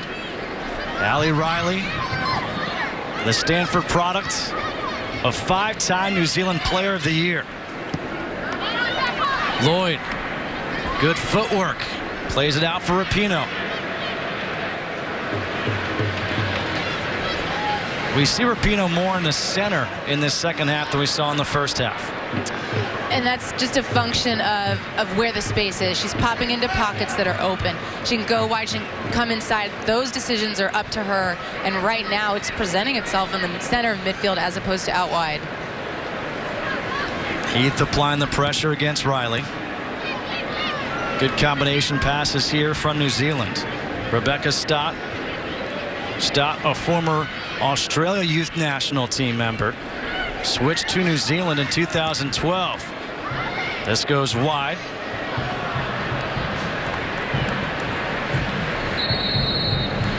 Substitution coming up for New Zealand. Jasmine Pereira. Jasmine Pereira will be coming in, replacing Sarah Gregorius. Jasmine Pereira You ready for this? You know, her birthday coming up in July. She was born in 1996. Not possible. I don't believe it. How crazy is that? That's nuts. This team is young and experienced. In the midfield, Holiday comes near side for Krieger.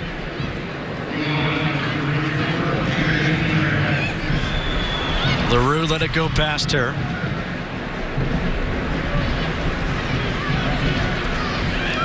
A turnover. Morgan, they've got numbers. Morgan trying to send a little run for Rapinoe. And it goes all the way to the keeper, Naylor.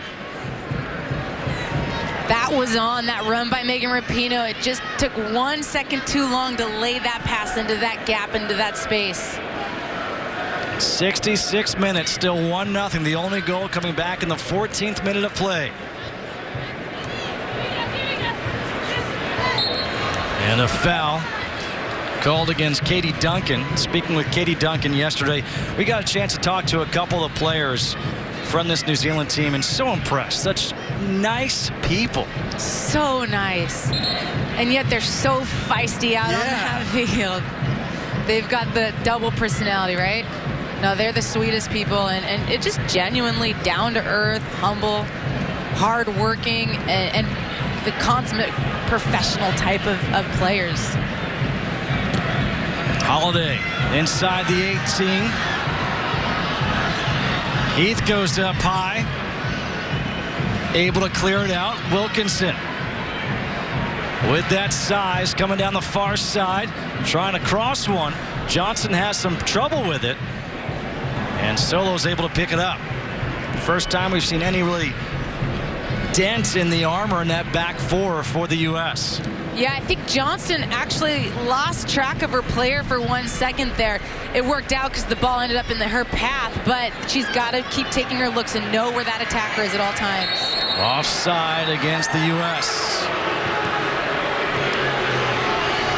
MLS Soccer Sunday returns tomorrow as the San Jose Earthquakes square off against Real Salt Lake on ESPN2, followed by Graham Zusi and Sporting KC hosting Maurice Edu and the Philadelphia Union at 7 p.m. here on Fox Sports 1, sponsored by Audi.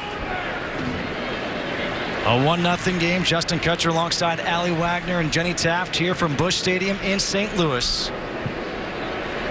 A fantastic crowd on hand. They were loud early on. Now they're just basking in the sun. Well, at least half the stadium is. Not us. No. Sauerbrunn trying to play it for Kalupny, but it goes out of bounds and a throw-in here for New Zealand. The attendance for today's game, 35,817. The largest since the 1999 World Cup to watch a U.S. women's national team game. Good job, St. Louis. That's impressive. This town is such a soccer town. Love when they come out in spades to support the United States. It's awesome to see. I'm a little jealous sitting up here in the booth watching those players in this environment. You're just jealous because you want to be down there. It's warmer. Okay, there's truth in that too. Another throw-in. Riley waiting for somebody to make a run, and that's been the case on these throw-ins. Nobody's making a run for New Zealand. Well, here's an opportunity. Pereira takes the shot, but offside. And I want to get a look at that because I don't know if that was, in fact, offside. It was a good little space for Annalie Longo to sit in that gap and play that final ball in. Yeah, she's definitely one step ahead, that Pereira is. But that's what makes this so dangerous. With the U.S. not finishing their opportunities, that right there goes in, not offside. We're in a tie game.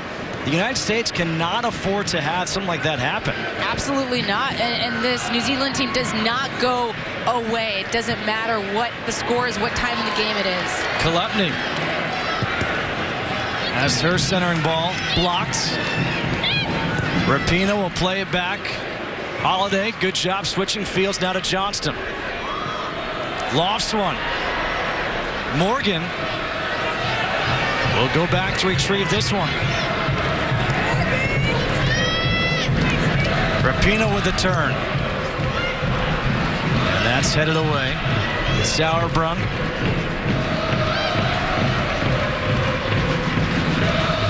Johnston. All the way through. Krieger. That's deflected, and a good job alertly by Erin Naylor to make sure she picks that one up to avoid a corner kick. We touched on it before, but this is, again, the last opportunity for some of these players to make a statement. Lori Chalupny, who's in the match now, Cindy LaRue up top, Tobin Heath on this flank as well. They've got to make a statement that they belong on this team and that they deserve minutes when they get to the World Cup. So they've got to start making some movements out there that say, hey, Coach Ellis, I'm for real. Tobin Heath trying to send Morgan. Morgan trying to play it down to her feet. Good job taking that one away by Lloyd. Here's Rapinoe. And a throw-in coming up for the United States. Morgan for Rapinoe. And a turnover.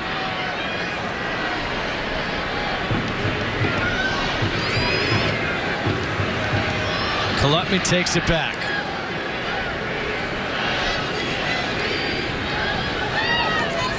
Tobin Heath at midfield. Morgan on the far side.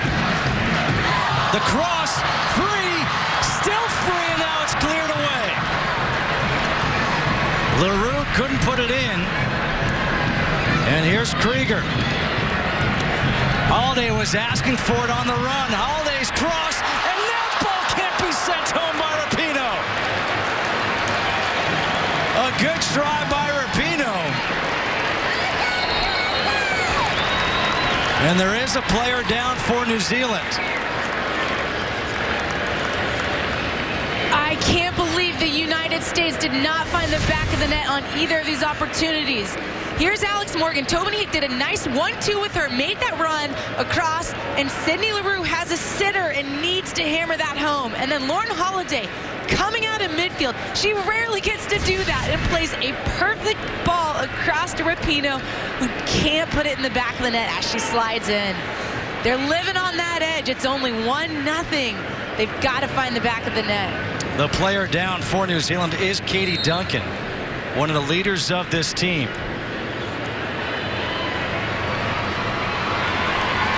We're going to have a substitution.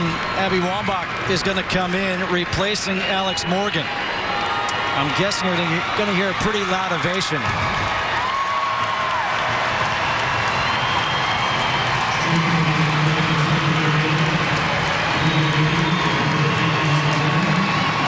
Morgan's day is done. Gets a high five from Rapinoe. And yep, there's the ovation. This is where Abby Wambach is needed for this team. She can find the back of the net in those late minutes when maybe the other team is fatigued and they're saying, no, you're putting Abby Wambach in. I got to deal with the big body now and her presence and prowess in the air. Look at that stat right there. Abby Wambach has more goals, 20 more goals than the entire New Zealand roster. I don't even know what to make of that. Rosie White has checked in number 13 for New Zealand.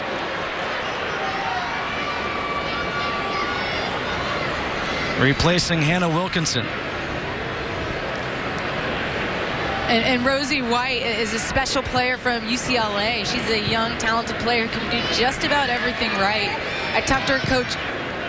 They recruited her, BJ Snow, and he talked about what a remarkable person she is, and just that she's one of those players you're not going to notice, but she can play every aspect of the game and do it well. Rapinoe, good job with the trap. Here's Wambach.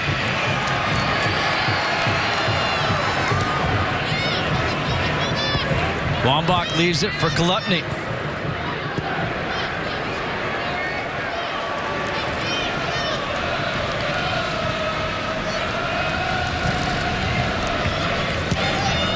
Cleared away. If this were baseball, there'd be fans running out to get that ball right now. Thankfully, it's not. 1-0 still. The question is now with Abby Wambach in, can she play that role kind of the closer, the finisher, come in late as a super sub? She can, and she will. She wants to do anything and everything in her power to win the World Cup, and if that's what the team asks of her, she is a selfless player that will gladly take that role. Of course, she wants to start every player out there on this team that makes the roster does. But she will take that role and run with it, and I can see her winning a game for the U.S. or winning a couple games for the U.S. in late minutes without being a starter. Rapinoe gets it back off the short corner. The shot ripped. Goal!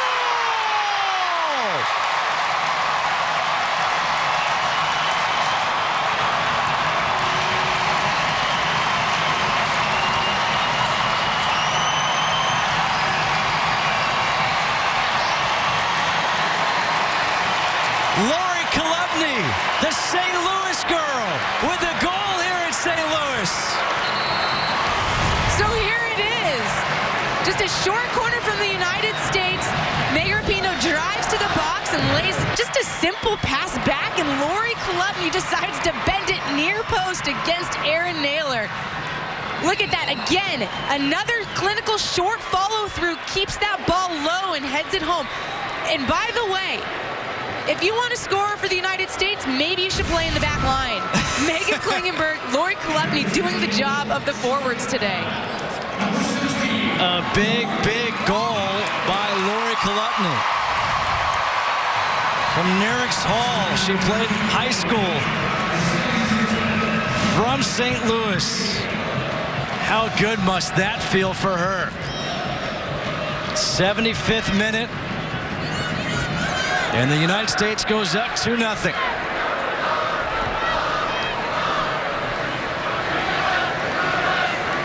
Rapinoe gets taken down from behind, and this will be a free kick. They go right for it. Krieger trying to chase it down. Centers, Rapinoe lets it go through. Carly Lloyd can't get the shot off.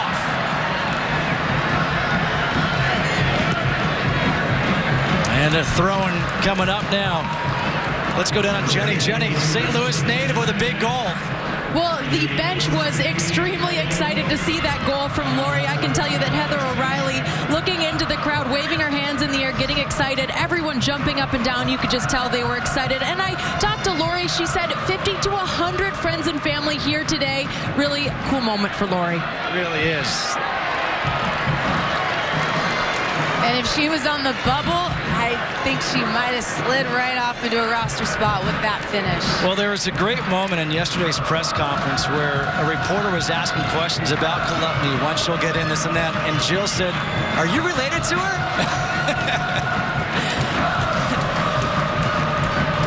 Another free kick coming up here for the United States.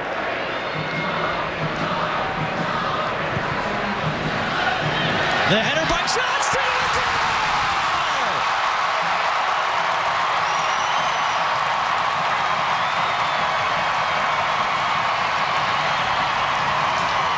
Julie Johnston makes it 3-0 United States. And what'd you say? If you want to score, you better be on defense. Look at that. Another perfect ball by Lauren Holiday. And Julie Johnston recognizes there's not enough pace on it, so she has to lift it up and over Naylor and dip it down as Naylor reaches out her arm to try to get something on it. What a finish by Johnston. 3 defenders getting the job done for the U.S. And mind you, a Santa Clara alumni. Oh, right. Santa Clara, yes. In case you were wondering where Allie Wagner went to school, I believe it was also Santa Clara. Something about those Broncos. What a game for Megan Rapinoe. Her 100th cap, played a great one. She goes out, and coming in is the youngster on the team, Morgan Bryant. And if there were any questions question marks about whether or not Rapinoe was healthy today, I think they were answered. She was big time for the U.S. squad, creating on the outside. And also with that, how about the fact that she was playing on that left side, and she looks so comfortable over there, and she's so effective from the left side. She is, and she's used to playing in that space, and she's great with her left foot, but she played very nicely knowing when to come in and wanting to recreate the width for her team. Wambach leaves it back, and now Krieger has it.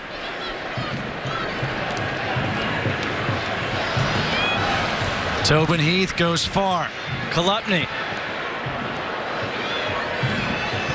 One of the storylines today that we keep talking about is this partnership up top. Who's going to be up top with Alex Morgan? Well, truthfully, Sydney Leroux didn't get much time with her, so I don't know what that says. But then Abby Wambach comes in and now is having a little relationship with Sydney Leroux. But none of these forwards are scoring. It was the back three.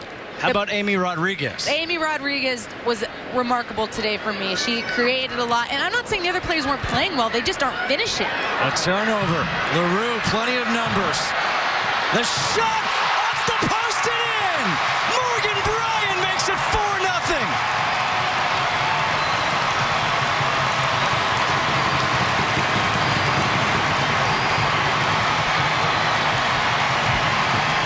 The floodgates have opened. As soon as the U.S. got that second goal, New Zealand just really seemed to crumble. And here we get a look at it. Morgan Bryan puts pressure in the midfield, just an easy turnover. Leroux has a nice assist. Perfectly weighted pass into the run, and Morgan Bryan, who slots it far post. Perfect finish by Morgan Bryan. How about that for one of your first touches of the match? Morgan Bryan plays at Virginia, a Cavalier, and she makes it 4-0. So the subs have really done a nice job today for this United States team. And now a turnover. Rosie White. Sauerbrunn plays it back for Tobin Heath.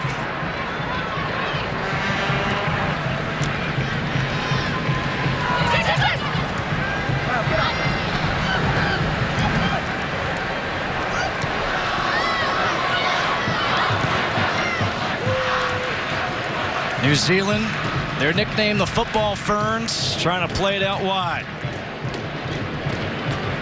4-0. We had talked about, hey, if you're the United States, you've got to finish. You've got to put it in the back of the net. They've done that in the last few minutes.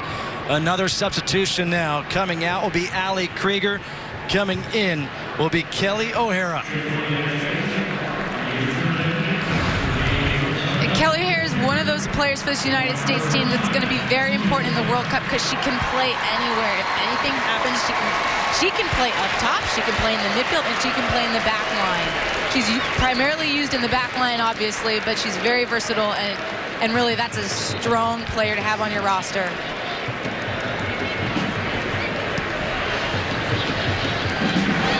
Sauerbrunn waits for Sol to take it. She will. Again, coming into this game, your key for the United States was the attacking third. A key for Jill Ellis. Want to see if they would use the flanks, if they would get the ball from outside to inside. How do you feel they've done? Big time. I think it sums it up.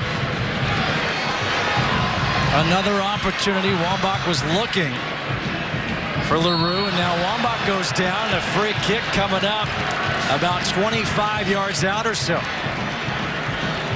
And we can get back to that in a second, but there it is.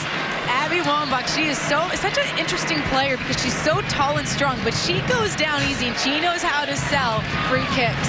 And look at this spot. If you are a free kick artist like Lauren Holiday is, you're licking your chops because this is a perfectly placed free kick to hit in that upper V. A five-man wall set up by New Zealand. 84th minute.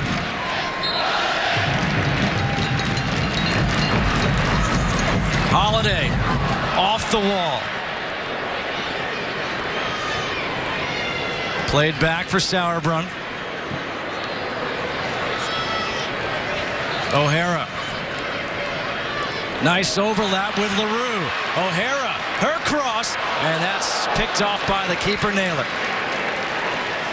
Tomorrow, Katie Nolan brings her fresh perspective on the world of sports and gives her unfiltered take on the week's headlines. It's smart, it's funny, it's irreverent, and unlike anything else you've ever seen. Catch Garbage Time with Katie Nolan tomorrow at 9:30 p.m. Eastern, right after Sporting KC Philadelphia Union here on Fox Sports 1. LaRue offside. And Justin, we talk about the final third. Did the U.S. do enough today to, prove they can create goals in the run of play? And absolutely the answer is yes. Did they finish those opportunities? Not necessarily. Are we still looking for who the clear partnership is with Alex Morgan? I don't think so. I think Amy Rodriguez did a fantastic job for herself today and looks to be a starter for me. Kirstie Yallop has checked in, replacing Katie Bowen for New Zealand. Now in the 86th minute.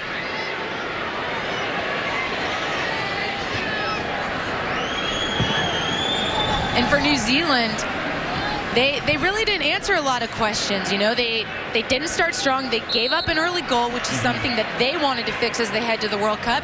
And they're down 4-0 with 5 minutes to go in the match. The U.S. is a #2 team, and if they really do want to put the world on notice that they are going to compete for the trophy in Canada, they've got to do better against big teams. They just look like they're on their back foot a bit to me. A free kick once again here for the U.S.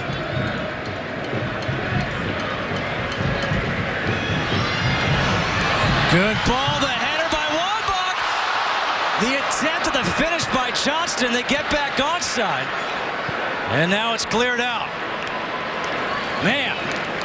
And that's why she's on your roster, and that's why she's a go-to sub late in the game. There's Abby Wambach ghosting in on that backside.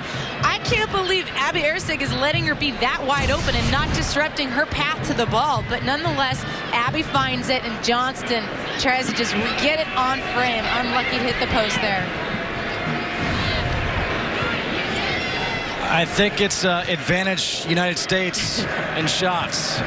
That is right there. The total shot says a lot about the way this game has been played. But again, think about this. It was 1-0 in the 14th minute when Klingenberg, she put the U.S. up 1-0 with that goal. They didn't score again until the 75th minute. Kolupny with the goal. 78th minute, Johnston with the goal. 81st minute, Bryan with the goal. All of a sudden, the floodgates just opened. Happens a lot in soccer, and the U.S. can't always rely upon waiting until the 75th minute to get that second goal or to put a team away. You can't leave them hanging around, and that's something that I'm certain this team will talk about. Johnston's header, and it's cleared out. Holiday once again will bring it back. O'Hara. She sends one in.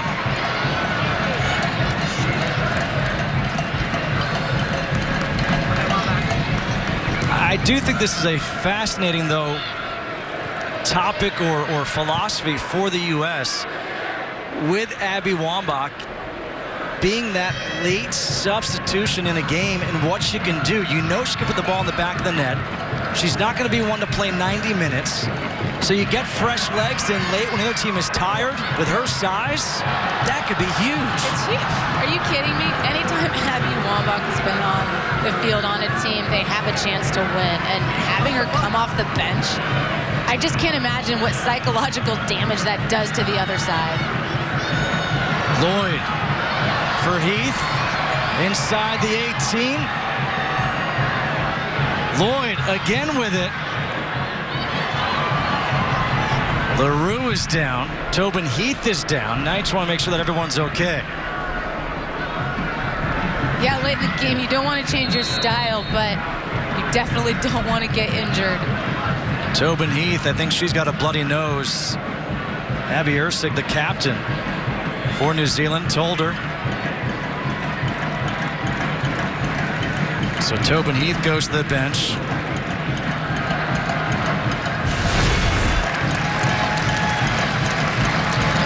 Looks like she just gets it popped in the face by Erceg's arm there. It's a quick jab. Erceg right away apologized. She was one of the players we spoke to yesterday. The captain of this team, 25 years old.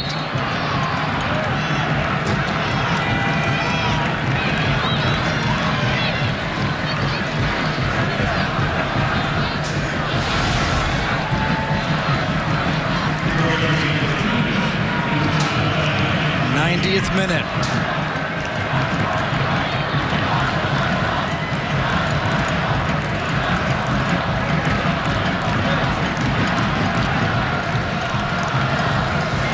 Free kick. Wambach going up again. And a goal kick here now for New Zealand. Much better defending there by Erceg against Abby Wambach. And I want to go back to Sydney Leroux because I think this is an interesting component for the United States. You can see how explosive and dynamic she can be. But is she in form? Does she have good chemistry with players out there, with Abby, with Alex Morgan? Those questions we don't really have answers to. I mean, when you're in training, that's one thing. You can be great, but can you be great in the games? And that's something for Jill Ellis to evaluate over these next 3 matches as they head to the World Cup. 2 minutes of stoppage time, and that will bring me to my next question is, what do you do in those next 3 matches? Are you still, the next one I see, okay, you're maybe still trying to figure things out, but then is it, all right, let's get ready for the World Cup, and we want to go with the team that we're going to play? It's definitely about clicking. It's about chemistry. It's about your core 13 to 14 players that are going to be your main rotational group. It's about coming together, getting fit, and putting those final touches together. You're not making any major adjustments anymore. You kind of know how you're going to approach each match. And that's what it's about. It's about getting everyone confident in those last matches together. And by the way, the U.S., they will play a closed-door game against New Zealand on Monday, and then they break camp. They'll all go back to their respective clubs, and they'll reconvene on May 1st in L.A. Then they'll play against Ireland on May 10th, Mexico on May 17th, Korea on May 30th, and then it's World Cup time. And contrast that with what New Zealand does. They break from here after their closed-door match, and then they don't reconvene until May 20th or so, and they have one more match before they have to hit the ground running in Canada. That's one of the things the United States has going for them. They're always prepared. 4-0 USA, about to close this one out. And there is the final whistle. It took a while for the floodgates to open, but 35,817 will head home happy from Busch Stadium as the United States wins this one over New Zealand 4-0. Big time game for the U.S. today. I think they answered some questions they may have had about themselves. Can they create in that final third? Absolutely. Now it's about finishing those opportunities. The defenders stepped up big for them today and hammered them home and gave them a scoreline that makes this game look absolutely beautiful when you pick up a game summary. Julie Johnston, one of the 4 players with a goal. Morgan Bryan had the last goal for the United States. The 82nd career shutout for Hope Solo in net.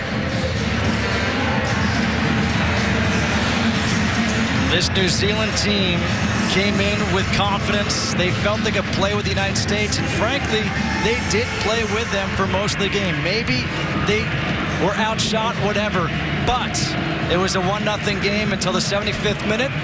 One of the stars of the game, Megan Rapinoe, let's go down. She's now with Jenny Taft. Well, Megan, first of all, congrats on the win and your 100th cap.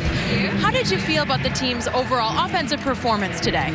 Good. I think there's still a couple things in the final third we're still kind of sorting out, but we got the goals today, and I think we had tons of chances, and we're getting in different ways. We had balls over the top. We kind of picked through them a little bit, getting crosses. So this is a good win for us confidence-wise, and I think it was actually a pretty good performance. 3 games to go before the World Cup. Kind of hard to believe it's around the corner. Where do you feel like the team is at right now in your preparation? It's coming. It's coming really good. I think if you had asked me a few months ago, it's a little touch and go, but I think things are starting to really shape shape up. And, we've been playing for a while now. Everybody's in form. Everybody's fit. And it's just those final little things we ensure before going. All right, congrats, and go enjoy this one. Thank you. Well, Megan Rapinoe, congratulations on your 100th cap as the United States defeats New Zealand here in St. Louis 4-0. That'll do it from here at Busch Stadium. Now let's go back to the crew in Los Angeles. Certainly will do. Thanks very much, guys. And that is it. The U.S. earns its 5th win of 2015 by knocking off New Zealand. We're going to break it all down for you after a quick timeout. We'll be right back.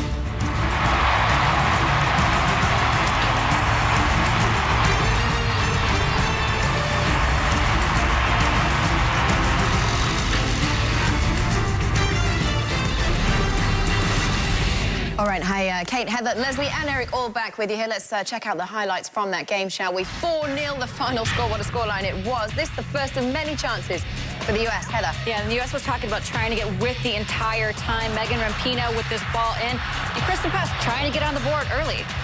That's right, then we saw Amy Rodriguez. She got the nod to start today. How good was she today, Leslie? She was very good, really active. Quick thrown by Megan Rapinoe.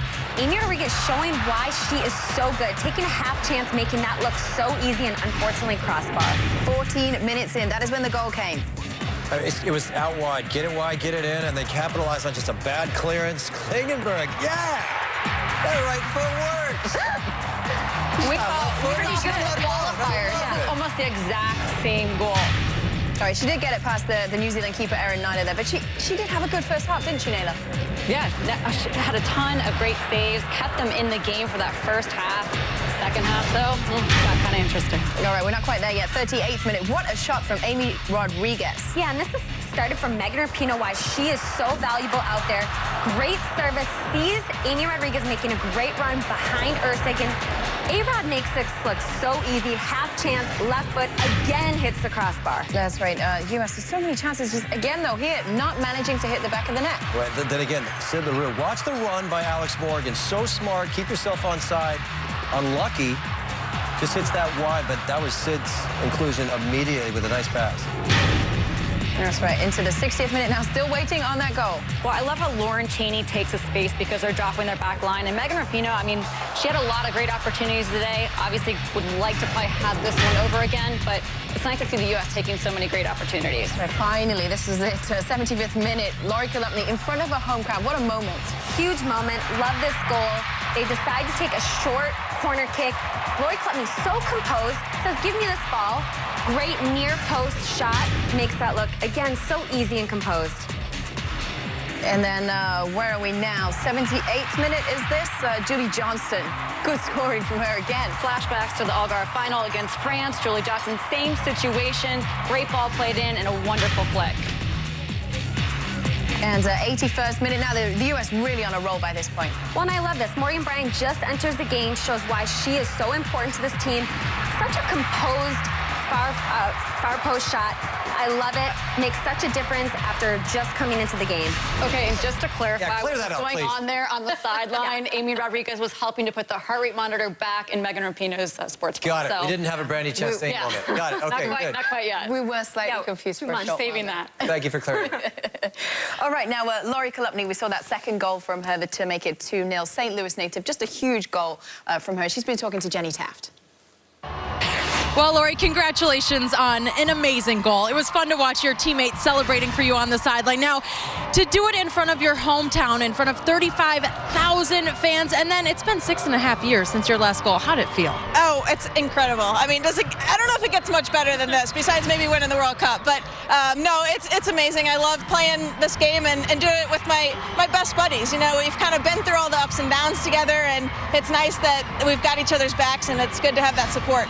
3 goals today from 3 different defenders. Are you guys sending a message to your attackers out there? Yeah, what a statement, right?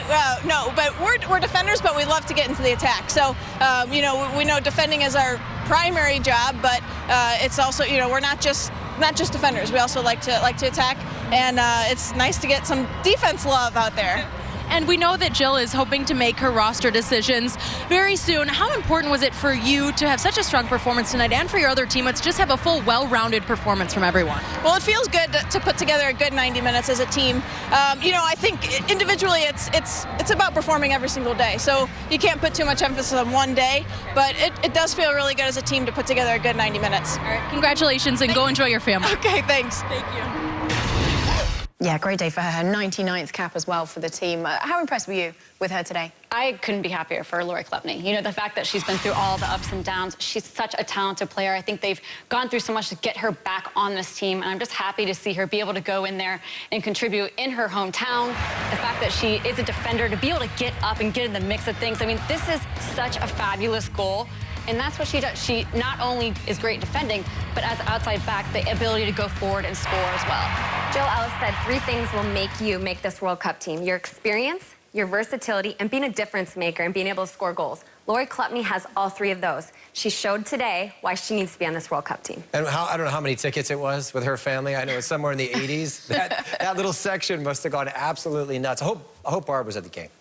I love her, Barb. She wouldn't miss Barb it. is the best. We love you. Let's look at that 4th goal, because by that point, the U.S. were really ticking, weren't they? Morgan Bryant, she'd only been on the pitch a matter of minutes. How good was that goal? Well, the reason why it was good is because when you lose the ball, what you want to see is the immediate commitment to get it back. And you see with the greatest teams in the world, like Barcelona.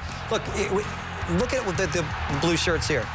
That's Morgan Bryant there. She gets it and takes off. That's just situational recognition of like, hey, this might be it. I don't score a lot of goals, but I'm taking off, and the finish is exquisite. So I think if you look at how they scored today, one of the biggest themes for me, and the most impressive part, was to capitalize on the mistakes, but to create mistakes, put them under. And then once you get there, go with numbers, because you get goals. The scoreline could have been very different. Naylor had a great day. They could have had 6 or 7, but this is a good result. And I think for the reason of the collective effort defensively in their defensive third. Heather's tapping her fingers, nodding her head.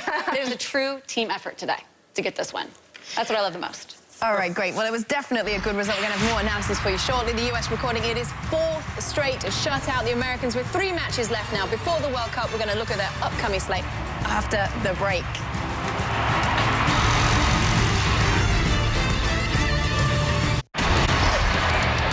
Well, Megan Klingenberg, among the goal scorers for the U.S. today, she paved the way to victory with a long-distance blast in the first half.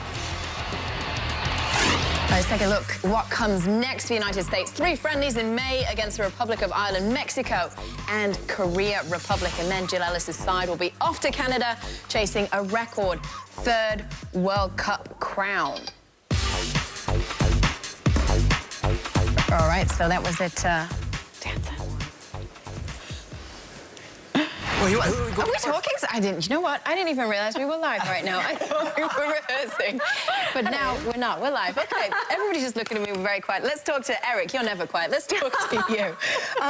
We were talking today about the players, you know, taking their chance. This is a last chance to prove themselves to Jill Ellis. Who did that today? I think Klepny did. You know, and Morgan Bryant. Morgan Bryant has been a part of the starting lineup quite a bit. But the thing is, as a coach, you're asking a lot for your players. You know they're nervous. And this is a situation to prove yourself and to come up with that kind of performance, knowing you're not a starter, knowing you might be on the fringe if you're making this team, that's character.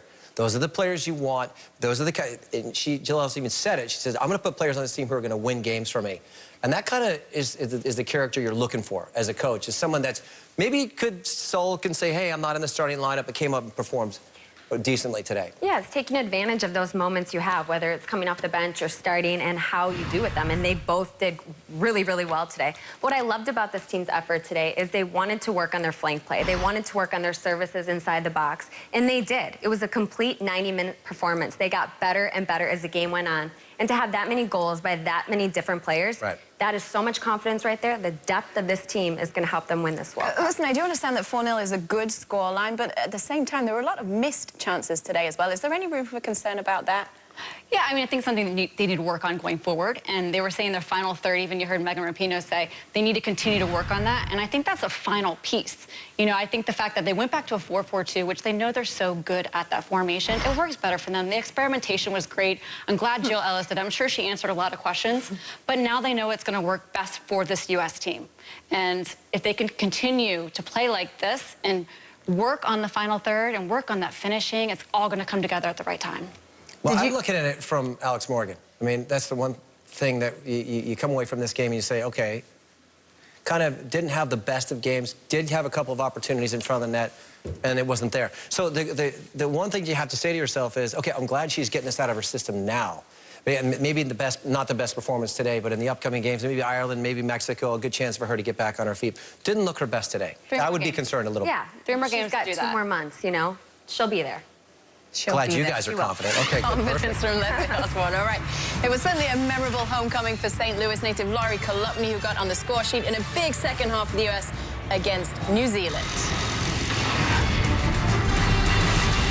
Yes, hi, we're back with some final thoughts on the game now. 4-0 the final score in that one against New Zealand. How close is this U.S. team to where it needs to be going into Canada, into the World Cup? They're moving in the right direction. It was great to go over to the Algarve to win that, but today to come out and have 3 subs come off the bench and score goals, I mean, you're moving in the right direction. Can't complain. All right, wonderful. Okay, that is going to do it for us. I'm afraid we are out of time. Coming up next for you, it's FIA Formula E Championship Racing. Thanks a lot for watching, and goodbye from us.